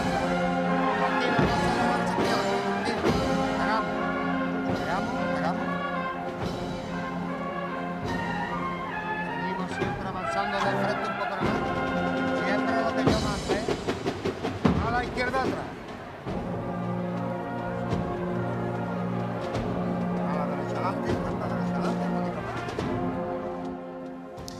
Estamos en directo en La Pasión aprendiendo, compartiendo. Al final se trata de eso, de crecer en la fe, en el conocimiento de todo lo que nos rodea para vivirla con mayor intensidad, con mayor acierto y de paso que sea entretenido y que te guste y lo pases bien. Se incorpora a la mesa José Manuel Peña. Peñita, buenas noches. ¿Qué tal? Buenas noches, Víctor. Has estado viendo la entrevista con Pablo Borrallo. La he estado viendo, y con además, el padre Antonio Mellén. Muy bien acompañado en la sala de invitados de 7 Televisión, y también hemos hablado los dos, tanto Antonio como yo, hemos hablado de Rocío, y además acusamos recibo de este disco del coro de la Hermandad del Rocío de Huelva, La Razón de un Sentimiento, que nos lo ha dejado aquí un componente de esta corporación onubense que se llama Pedro de la Lastra. Así que, como digo, acusamos recibo de este gran trabajo del coro de la Hermandad del Rocío de Huelva. La razón de un sentimiento. Bueno, pues lo escucharemos con el afecto que merece. Seguramente hay plegarias bien hermosas a la Virgen. Vamos primero a Twitter, que quiero que me digas una cosa. Para ti, de las de Sevilla, la cofradía perfecta, ¿cuál sería y por qué motivo? A ver, Ana. Arroba La Pasión 7TV, pues mira, por ejemplo, nos dice Miguel Serrano: difícil elección con tantos siglos de historia puestos en la calle, pero para mí 5 que, sin desmejorar a otras, se deberían ver desde el primer nazareno hasta el último, por formación, riquezas e insignias, elegancia, etc. Nos dice Amargura, Estudiantes, Quinta Angustia, Silencio y Carretería.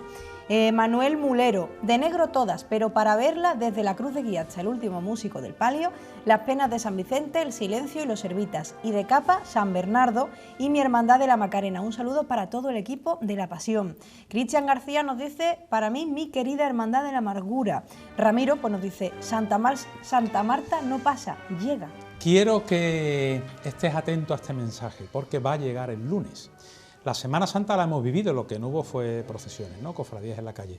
Va a llegar Pentecostés, va a llegar todo el calendario, que tienes que observar y preservar en tu corazón. La semana que viene, lunes, empieza nuestra Semana del Rocío, lunes 9 de la noche.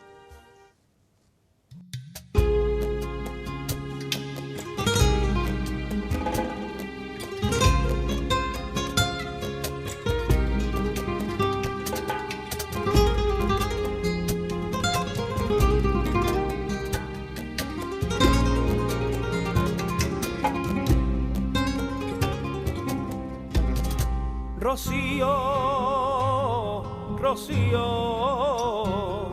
Rocío. Nuestro siguiente invitado es el rector de la Basílica. Yo con que te diga eso, ¿verdad? Porque tú, si te dije antes que era director espiritual de la Macarena, ya. Don Antonio, buenas noches. Buenas noches, Víctor. ¿Cuál es, esta pregunta a un sacerdote, cuál es la principal devoción que hay en su corazón? Siempre a la Virgen y además en el misterio de la Inmaculada Concepción. Esa es la devoción mía. ¿Ha dicho a la Madre, Padre por delante de él? Sí, porque por ella llegamos a él, claro. La Virgen nos lleva al Señor. Y en mi caso, concretamente, tengo experiencia de ello. ¿Su último pensamiento al finalizar el día? Un Ave María. Es un Ave María. Es para ella. Cuando me meto en la cama, al final, un Ave María, sí. Ya cierro los ojos y ya, pues no sé.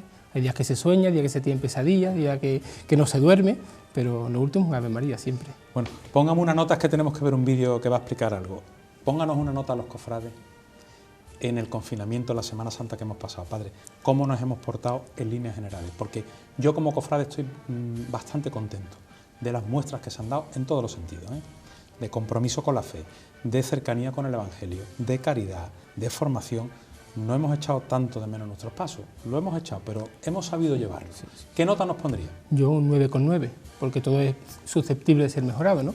Pero yo creo que en líneas generales muy bien, es decir, se ha notado una madurez en los cristianos cofrades de Sevilla que para muchas personas era inimaginable.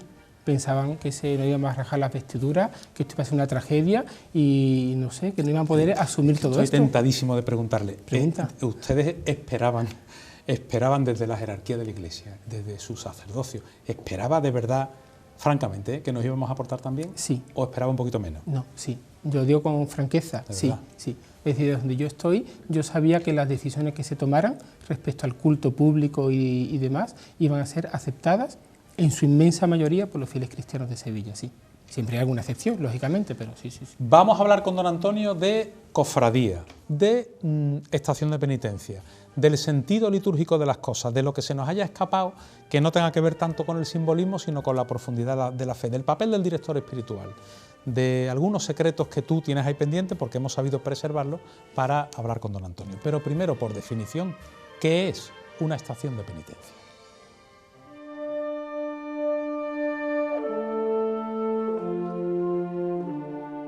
En esencia, como punto de partida, una estación de penitencia es una muestra o manifestación pública de fe, popular y de costumbre, en el tiempo que normalmente usamos para definir nuestra participación en las procesiones de la Semana Santa, pero busquemos su significado más íntimo y riguroso. Se trata de dar testimonio, ejemplo de convicción en Cristo Jesús y su mensaje. Estación significa parada, que se produce cuando se llega a la catedral en este caso, o en aquel templo al que se acuda con este fin. Cabe recordar que la palabra estación se refiere a las paradas que se realizaban para meditar en cada una de las estaciones del Vía Crucis. Por tanto, estación de penitencia no puede ser jamás ni significar lo mismo que una procesión, ya que ésta se realiza en movimiento, mientras que en la estación hay que detenerse. Estación de penitencia, que se realiza en nuestro caso delante del Santísimo en el interior de la catedral, tiene su origen simbólico y sentido teológico. Somos parte del pueblo de Dios y peregrinos que caminan hacia la Jerusalén celestial, pues nuestra aspiración no son las cosas terrenas, sino que anhelamos la ciudad futura, ya que, dijo el apóstol San Pablo, somos ciudadanos del cielo. Tenemos aquí la ciudad permanente. A su vez, la estación de penitencia nos prepara igualmente para la Pascua de Resurrección, en una peregrinación que incluso antropológicamente hablando implica un camino participativo, pues todos tendemos y buscamos lo mismo, gozar de la plenitud del amor eterno de Dios, orando juntos, haciendo penitencia unidos en una misma fe, cumpliendo así nuestra misión evangelizadora, catequética y de testimonio en acto religioso público de fe esperanzada y esperanzadora. Al mismo tiempo tiene una seria connotación no solo de la pasión, muerte y resurrección de nuestro Señor, sino también de conversión y reconciliación, de participación fraternal en los sagrados ritos. Por eso, vestirse de nazareno debería ser como revestirse del mismo Jesús de Nazaret.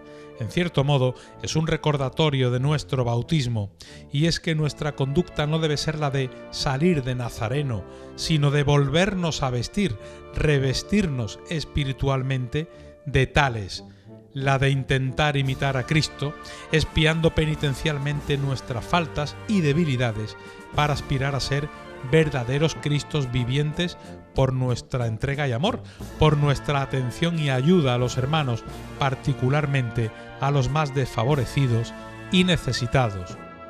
Lo mismo que el Señor vino a este mundo para dar testimonio de la verdad, nosotros debemos proclamar también firmemente, sin miedo ni pudor, que por encima de las apariencias, engaños y vanidades de este mundo, Cristo es la única verdad, y que el mejor vínculo para hacerlo es la Virgen, mediadora de todas las gracias, corredentora, que nos dijo: haced lo que Él os diga. Se trata, pues, de convertirnos, de volver siempre a Jesús. Eso es hacer la estación de penitencia, imitar, intentar parecerse. La estación de penitencia es una constante búsqueda.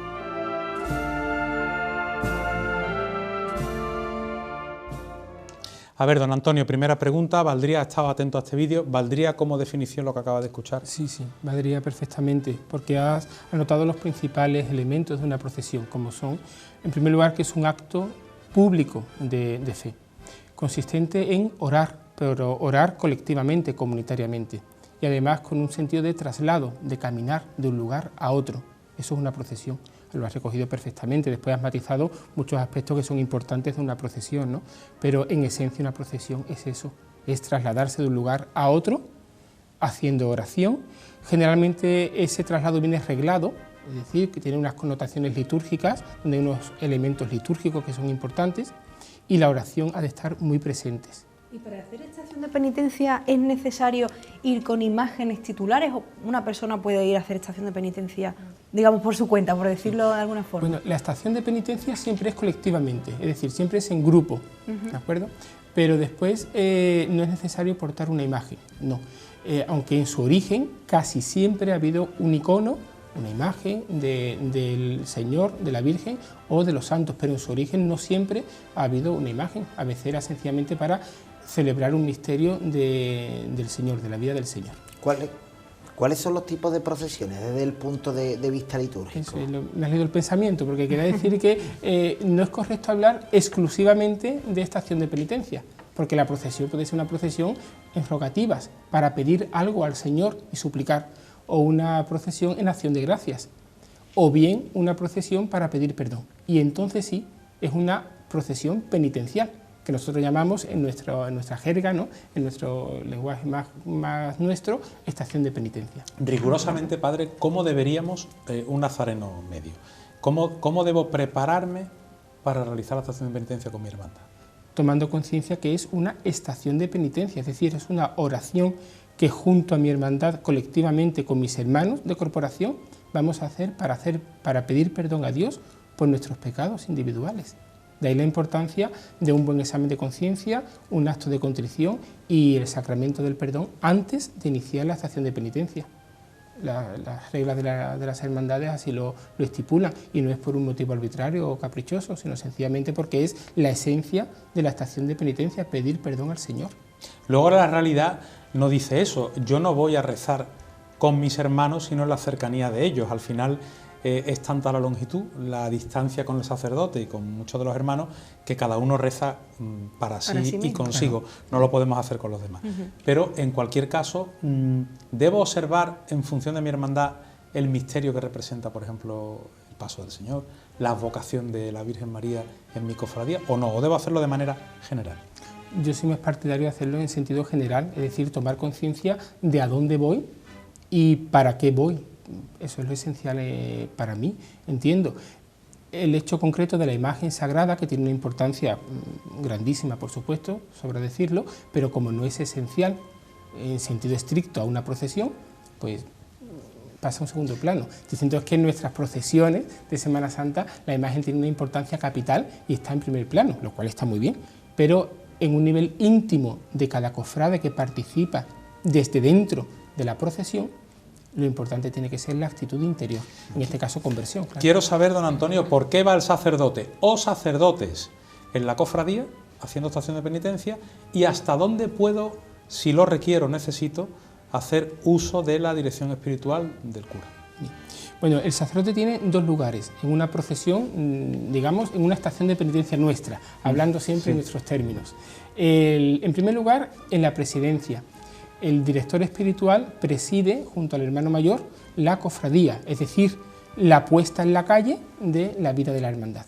Y lo hace en su atribución de representante de la autoridad eclesiástica, que es el obispo de la diócesis, ¿de acuerdo? Entonces, la autoridad eclesiástica máxima en una procesión es el director espiritual, que está copresidiendo la cofradía junto al hermano mayor. O sea, su papel, perdón, en la Macarena, por ejemplo, en este caso es representativo. Efectivamente. ¿No? A la vara, la presidencia. Vale. En un caso extremo habría que tomar alguna decisión, bien, pero siempre se desea que no sea el momento. No pasa. Y después hay otro lugar que es para otro sacerdote que hace una función litúrgica, que es acompañar la oración. Es lo que llamamos comúnmente el preste. Suele ir detrás de la imagen última, del último paso, y suele ir revestido además con sotana y sobrepelliz o bien alba, junto con la estola y la capa pluvial. Va revestido con los ornamentos sagrados porque está haciendo una función litúrgica, que es orar junto al resto de la procesión, de los que la integran. Obviamente esto decimos en un sentido ideal, porque en la práctica es imposible. Pensemos una cofradía con 700 nazarenos. Pero quien dirige de verdad la oración de la cofradía es el preste. El preste.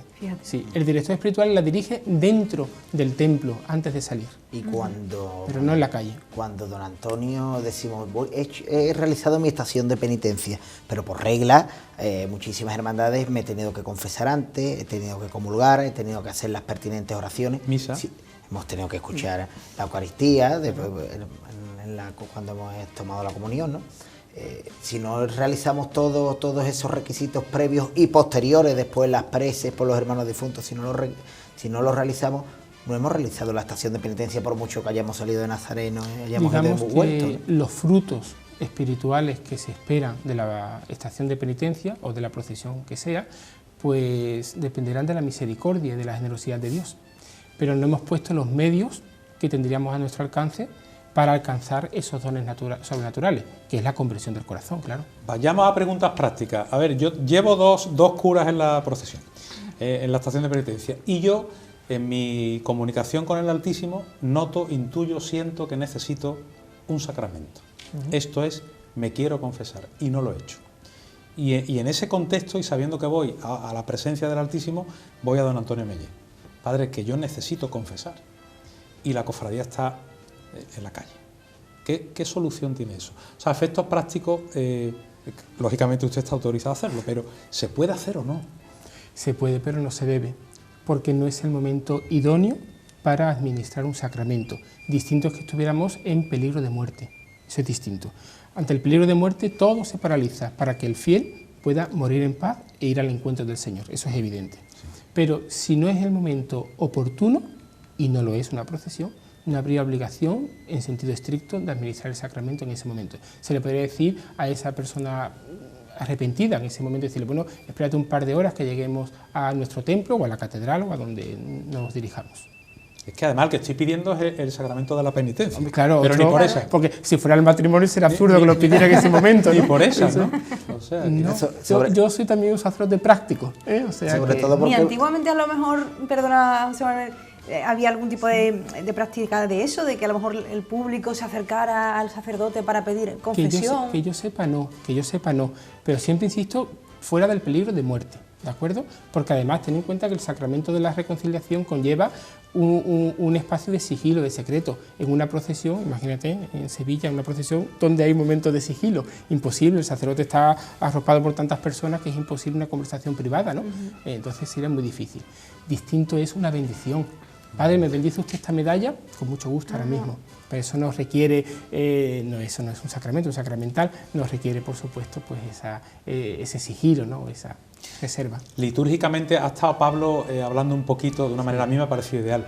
Litúrgicamente, Padre, ¿qué significa el cuerpo de acólito, el incienso, Porque yo pensaba que era tan sencillo como allí donde hay una imagen, una representación del Señor, pues se le trata como tal y se inciensa, pero va mucho más allá. Esto es uno de los matices, qué bonito. Es uno de los matices que yo comparto a medias con Pablo. Dice Pablo, esa era la nube de gloria que rodeaba el arca de la alianza en el Antiguo Testamento y que acompañaba al Señor, completamente de acuerdo.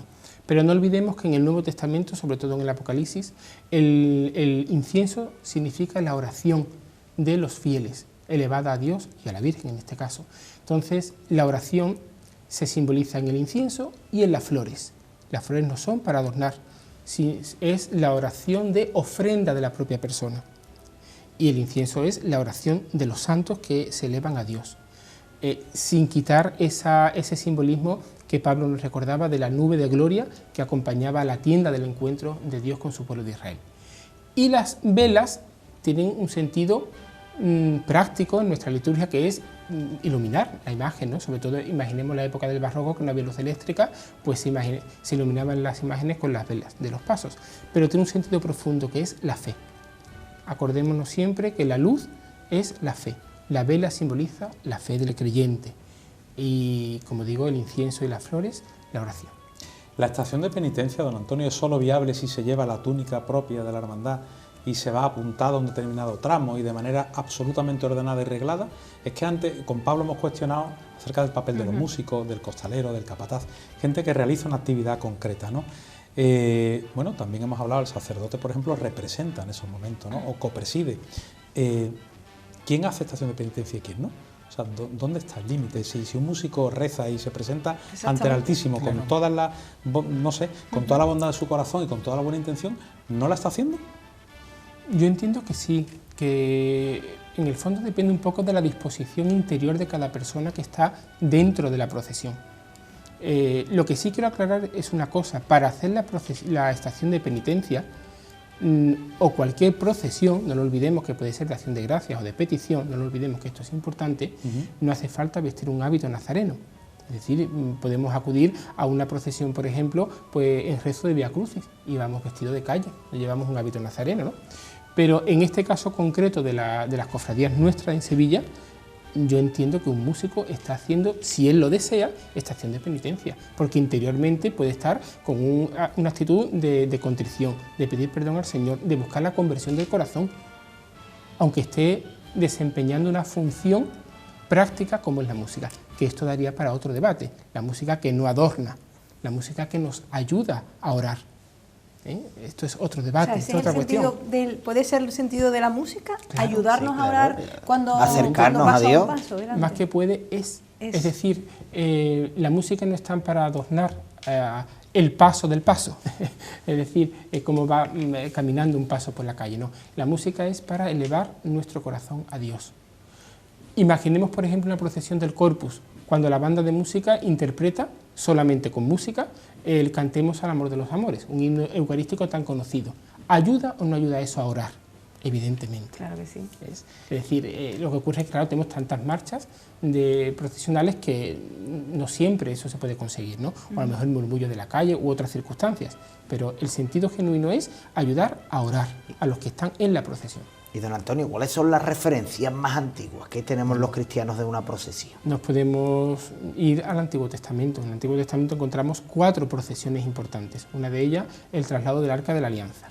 En el Nuevo Testamento, solamente una procesión. ¿Tienes curiosidad porque te la diga? Estoy deseando. Es que te he visto la cara y me lo he imaginado.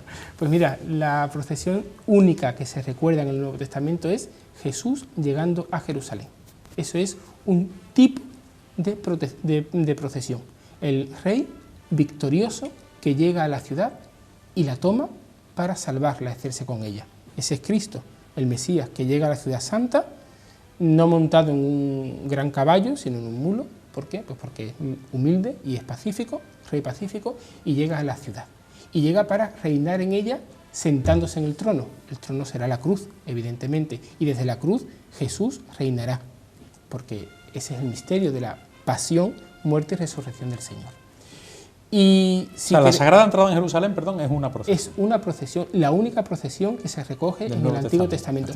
En el Apocalipsis hay referencias a procesiones, pero de carácter escatológico, fin de los tiempos. Pero de manera real, la única procesión del Nuevo Testamento, ¿no?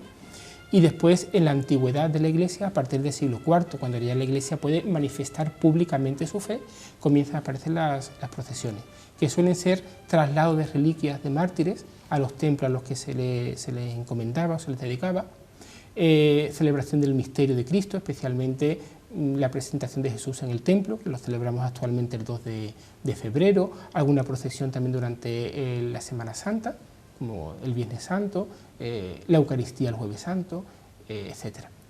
Y finalmente hay unas procesiones, ya un poco más modernas, ya en el medievo, que son las procesiones que hacen referencia a la Virgen y a los santos. Y es donde aparece un icono, una imagen de la Virgen, de los santos y del Señor, para hacer una procesión en torno a esa imagen, a ese icono. Qué interesante, la verdad. Qué Además curioso. que la de la procesión de la entrada en Jerusalén nunca lo había visto yo de esa manera, la verdad. Una procesión, una pero procesión, técnicamente es perfectamente una procesión. A ver, Claro, ¿está claro. de acuerdo con lo que ha dicho el investigador Borrallo en el sentido de que las imágenes del Señor deberían salir siempre a la calle con todos sus atributos? Sí.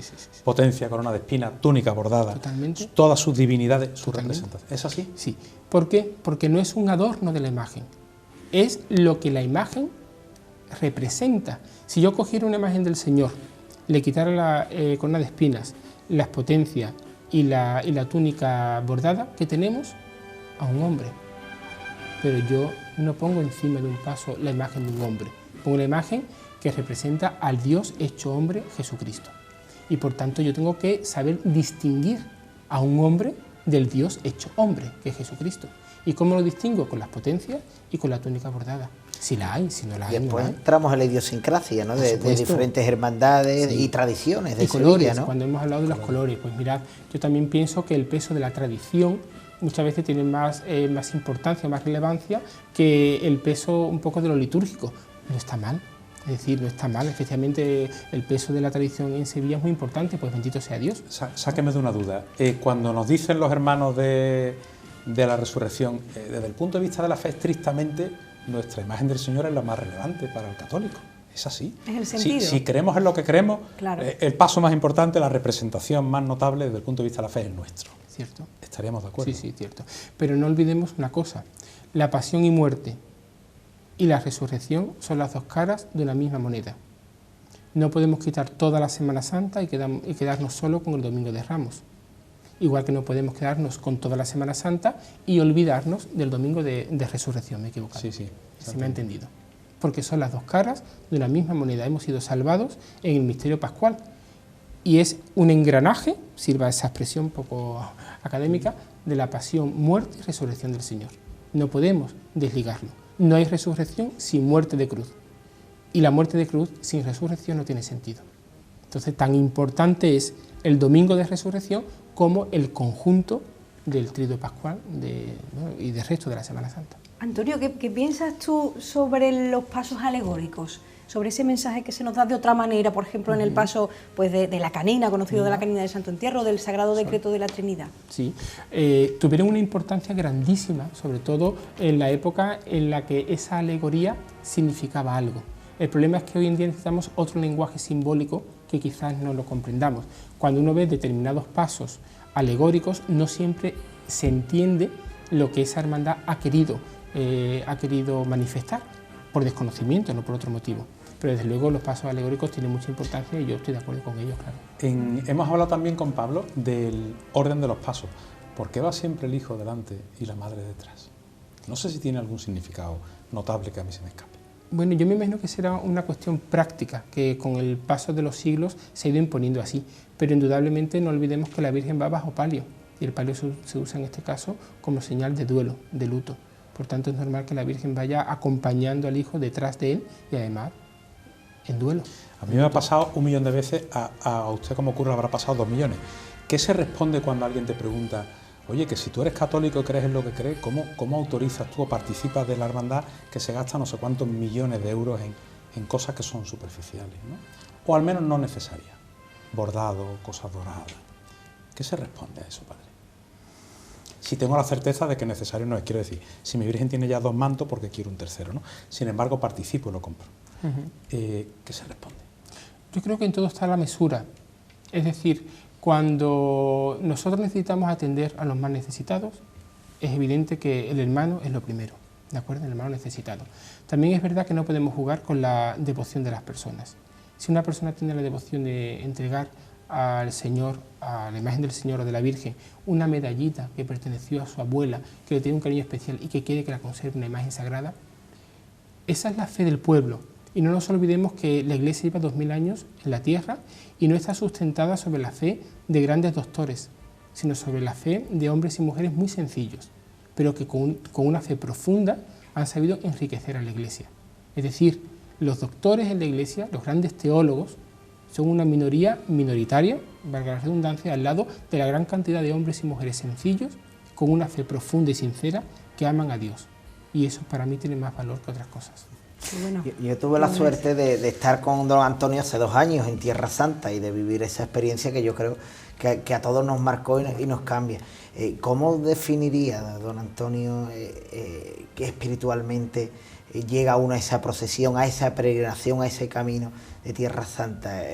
Porque hablamos de esa Jerusalén hecha Sevilla, pero hay muchos sevillanos como yo que cuando vamos para allá descubrimos un mundo totalmente diferente. Sí. Si me permite, antes de responderte, José Manuel, yo este año, a la vez que os veía vosotros por la tele, también veía muchos vídeos sobre Tierra Santa y sobre Jerusalén, porque estoy enamorado de Jerusalén, ¿de acuerdo? Me ayuda a vivir la fe. Estar en Tierra Santa nos ayuda a vivir la fe y a entender lo que es la vida del Señor y el mensaje del Señor. José Manuel, yo creo que comparto contigo esa opinión de que nos cambió la vida, nos cambió también un poco, fue una vuelta de tuerca en nuestro crecimiento de fe y de acercamiento al Señor. Completamente recomendable. Una peregrinación a Tierra Santa, completamente recomendable. Tengo a alguien en casa, padre, que no me va a perdonar si no le pido a usted una pequeña reflexión o comentario, porque se ha cumplido el centenario de su nacimiento, claro, del Papa Karol Wojtyła, Sí. que tenemos devoción en casa. Sí. San Juan Pablo II. San Juan Pablo II. Qué papa tuvimos ahí. Sí. Qué santo. Papa magno, Papa grande. Yo ayer en la Eucaristía al final lo recordé, digo, hoy es hubiera sido el cumpleaños del Papa si estuviera aquí en la tierra, el Papa Juan Pablo II, hubiera cumplido 100 años y verdaderamente es el Papa magno, aquel que nos volvió a llevar a Cristo, porque la Iglesia se estaba olvidando de Cristo. Esto es muy grave lo que estoy diciendo, espero que no me riñan mucho, pero es verdad, en la Iglesia estábamos un poco olvidándonos de la figura central de Cristo, del cristocentrismo, del auténtico cristiano, y Él nos llevó precisamente a través de María. Recordad cuál era el lema de su escudo: totus tu, es decir, todo tuyo María, totus tus María, todo tuyo María. A través de María, la Madre del Redentor, como él le gustaba repetir constantemente, nos llevó a Cristo. Un Papa grande donde los ha habido en la historia de la Iglesia, sí. Merece el sobrenombre de magno. Importancia lo que ha dicho, o sea, que él fue el que recondujo el camino. Sí, sí. No lo digo yo, lo dicen los grandes historiadores de la historia contemporánea de la Iglesia. No lo digo yo, que no soy experto en la materia. Los grandes historiadores eclesiásticos del siglo XX lo dicen claramente, que el Papa Juan Pablo II recondujo el sentir, la espiritualidad, puso el foco de atención de la Iglesia en Cristo, que es la piedra angular de la Iglesia. Entiende, Antonio Mellé, que todos perdamos la cabeza cuando nos ponemos delante de la esperanza macarena. Yo lo entiendo perfectamente. ¿Lo vivo. ¿Usted también la pierde? La perdí el lunes pasado. ¿Por qué? ¿Qué Porque pasó? fue la primera vez que celebré la Santa Misa con las puertas abiertas, y vi muchísimas personas muy emocionadas durante la misa, cuando les di la comunión también, y cuando finalmente me volví, después de la misa, a rezar la salve, no pude contener las lágrimas. Así que sí, comprendo a la persona que se desgarra delante de la Virgen de la Esperanza. ¿Cómo lleva eso al 50% de aforo la basílica? Pues lo llevamos bien, porque hemos incrementado el número de misas, vienen muchos fieles del barrio y de fuera, y la verdad es que estamos contentos, sí, estamos muy contentos. Don Antonio, gracias por la visita. A vosotros, estoy en casa. Me he sentido como en casa, muchas gracias, de verdad, Víctor. Sí. Ana, José Manuel. Ahí está Antonio Mellet, rector de la Basílica, director espiritual. Es muy hermoso decirlo, que fácil parece, pero eso tiene que ser, no se lo preguntamos. Hombre. Él tampoco me va a decir que eso es un problema, pero tiene que ser un problema. O sea, director espiritual de la Macarena, que es una hermandad amplia. Muy, muy Él grande. lo va a negar, la cantidad de hermanos que acudirán. Eso es una trabajera, don A Antonio. ver con usted. Como en cualquier sitio. Algún dolor de cabeza le dará eso. No son tantos. Merece la pena, sí, merece la pena ese dolor de cabeza. Hombre, teniendo cerquita la esperanza, yo creo que todos los problemas son más... Merecen la pena. Además son muchas horas de trabajo las que tiene que compaginar por trabajo en el arzobispado, en los asuntos jurídicos, la tarde en la basílica. Para eso estamos, ya está, no pasa nada, no tiene mayor mérito, no merece la pena. Claro, después habrá cofrades que estén pensando, después va cerca de la señora, ¿eh? Hombre, eso sí que es un privilegio. Sí, ¿verdad? Eso sí que es un privilegio. ¿Qué cosas se ven ahí, don Antonio, rápidamente? Pues las caras de las personas emocionadas. Claro, yo voy a contracorriente de las personas que miran a la esperanza. Entonces las caras, las expresiones de los ojos de las personas, eso es indescriptible.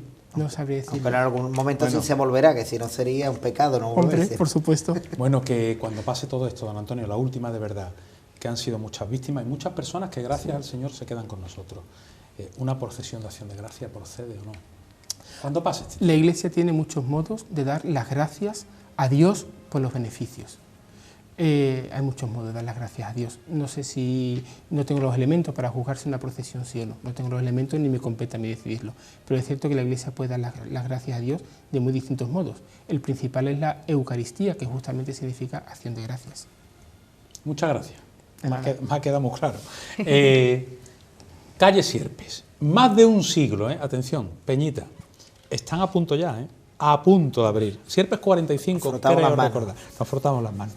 Tanto en lo dulce como en lo salado. Ochoa. Estamos deseando pasar a la fase 2, a ver si con ella esos establecimientos de más de 400 metros y aparte de los veladores, pues pueden abrir ya las puertas y podemos seguir disfrutando, volver a disfrutar de ese dulce, de ese salado, de la confitería Ochoa, que yo creo que a mí me enamora, y a todos los que estamos sentados en esta mesa, que somos de buen comer. También, que nos gusta a nosotros. Familiar, clásico y casero. Ochoa lleva más de 100 años endulzando a Sevilla.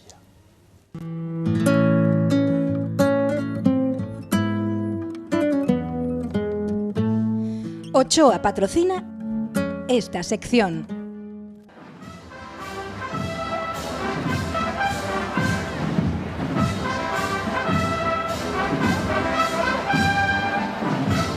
Hay que fiarse con tres.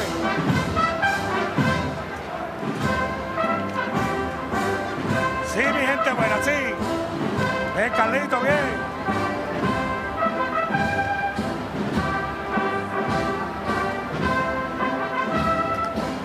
Bueno, no hay que mandar a ustedes, señores. Luis, una mijita, ya está, más cortita de la llamada.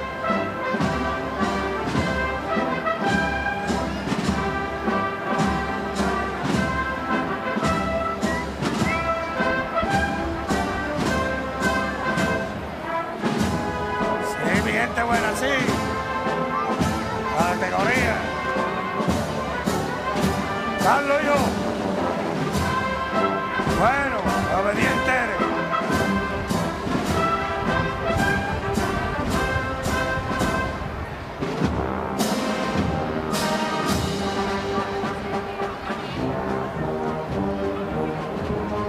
No hay ni que mandar a ustedes.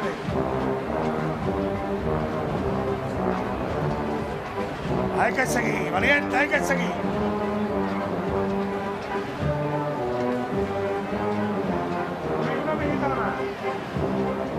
Bueno.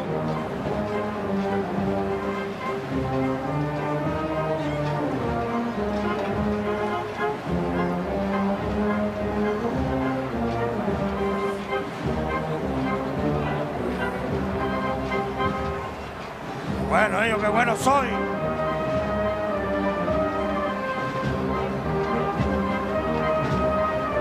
Ahora mismo no sé cuáles son.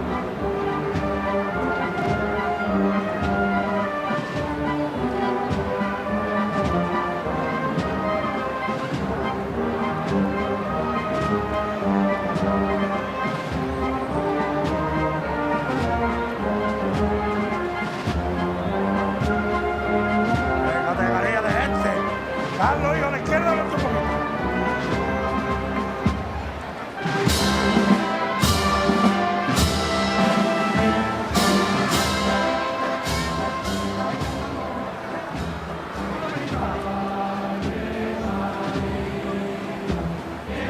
Luis, bueno, tocarla nada más.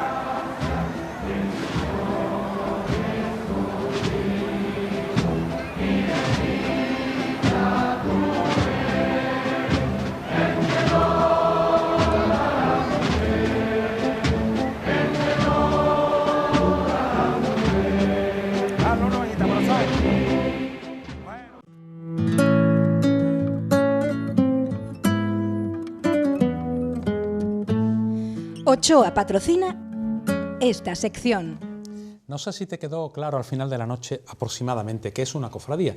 Se trata ahora, y de su simbolismo, se trata ahora de que tú investigues ya, tú solo, y vayas enriqueciéndote en lo que consideres que hemos flaqueado nosotros esta noche. Ana, últimos tuits. Vamos a Twitter, hemos preguntado durante toda esta noche cuál es la cofradía perfecta para ti. Por ejemplo, nos dice Juan Aguilera Quintero: la cofradía perfecta bajo mi punto de vista es la Hermandad de las Penas de San Vicente, desde que pone la cruz de guía en la puerta hasta que Tejera entona la última marcha. David Carmona Gómez nos dice: no he podido verlas todas in situ aún, pero de las que he visto, la Hermandad de los Ermitas es un grandísimo ejemplo. Ana, gracias por todo y hasta el lunes, que tenemos programa de Rocío. El lunes tenemos programa del Rocío, que nos espera una semana muy dura también, un poquito triste, pero muy emotiva, y seguro que lo vamos a hacer con todo nuestro cariño para acercar a nuestros espectadores esa romería que este año no va a poder ser. José Manuel Peña, al final del programa reconocer el gesto, el detalle de la Hermandad de los Estudiantes con la banda de Nuestra Señora del Águila de Alcalá de Guadaira, a la que le ha abonado la totalidad del contrato, íntegramente, a pesar de que no pudo acompañar al Martes Santo a la Virgen de la Angustia. Es un gesto que yo creo que les honra. Un gesto loable, por supuesto, la de la Hermandad de los Estudiantes, que nosotros aquí reconocemos y que ojalá, oye, esto pueda entrar dentro del presupuesto de muchas otras hermandades, cada una ya pues los manejan lo suyo. ¿Tú es la primera vez que te quedas sin salida de la Virgen del Rocío en toda tu vida? Yo sí, en mi vida, sí. Yo 28 años tengo, 28 lunes de Pentecostés allí en el Rocío, si Dios quiere. ¿No la vas a vivir de otra manera? Si Dios quiere, allí estaré el lunes de Pentecostés, si Dios quiere, ¿no? Gracias, José. Gracias a ti. Hasta el jueves, que tenemos 7 toros 7. Tenemos toros también, es verdad. Y el lunes, a partir del lunes, vamos a vivir el Rocío, que las penas con trabajo son menos penas. Señoras, señores, que gracias por estar ahí. El final del programa se lo vamos a dedicar a Pedro Pacheco, músico sevillano que está pasando unas horas difíciles, porque el Señor ha decidido llevarse a su hermana con él. Y sabemos que Pedro está triste por motivos evidentes. Como Pedro nos hace sentir tantas cosas hermosas, y en su día escribió una marcha, se llama En mis recuerdos, dedicado a su madre, ahora él ya sabe que su madre ha recibido a su hermana. Es un poquito más de dolor, Pedro, pero es un poco también de muestra de amor que te pide el Señor. Y yo lo que te pido es que sigas escribiendo música, porque tu música me ayuda a mí a acercarme al Señor. Señoras y señores, gracias por todo. Sean felices.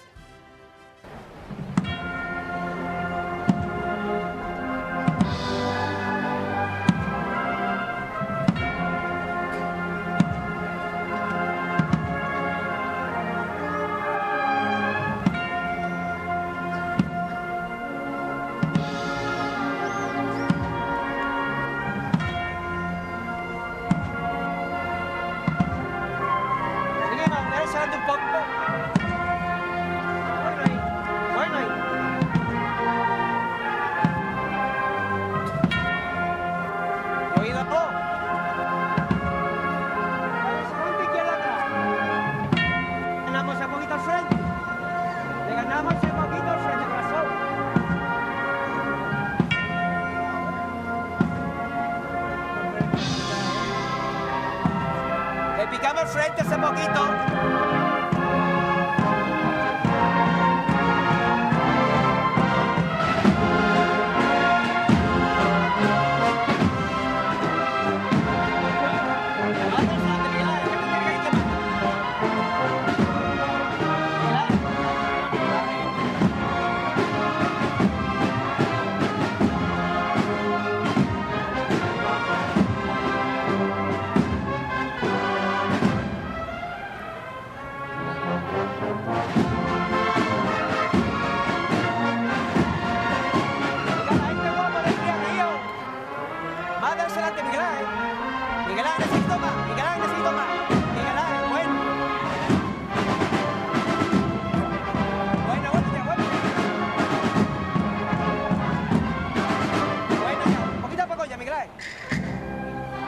Eso es, como tú sabes, mi hermano.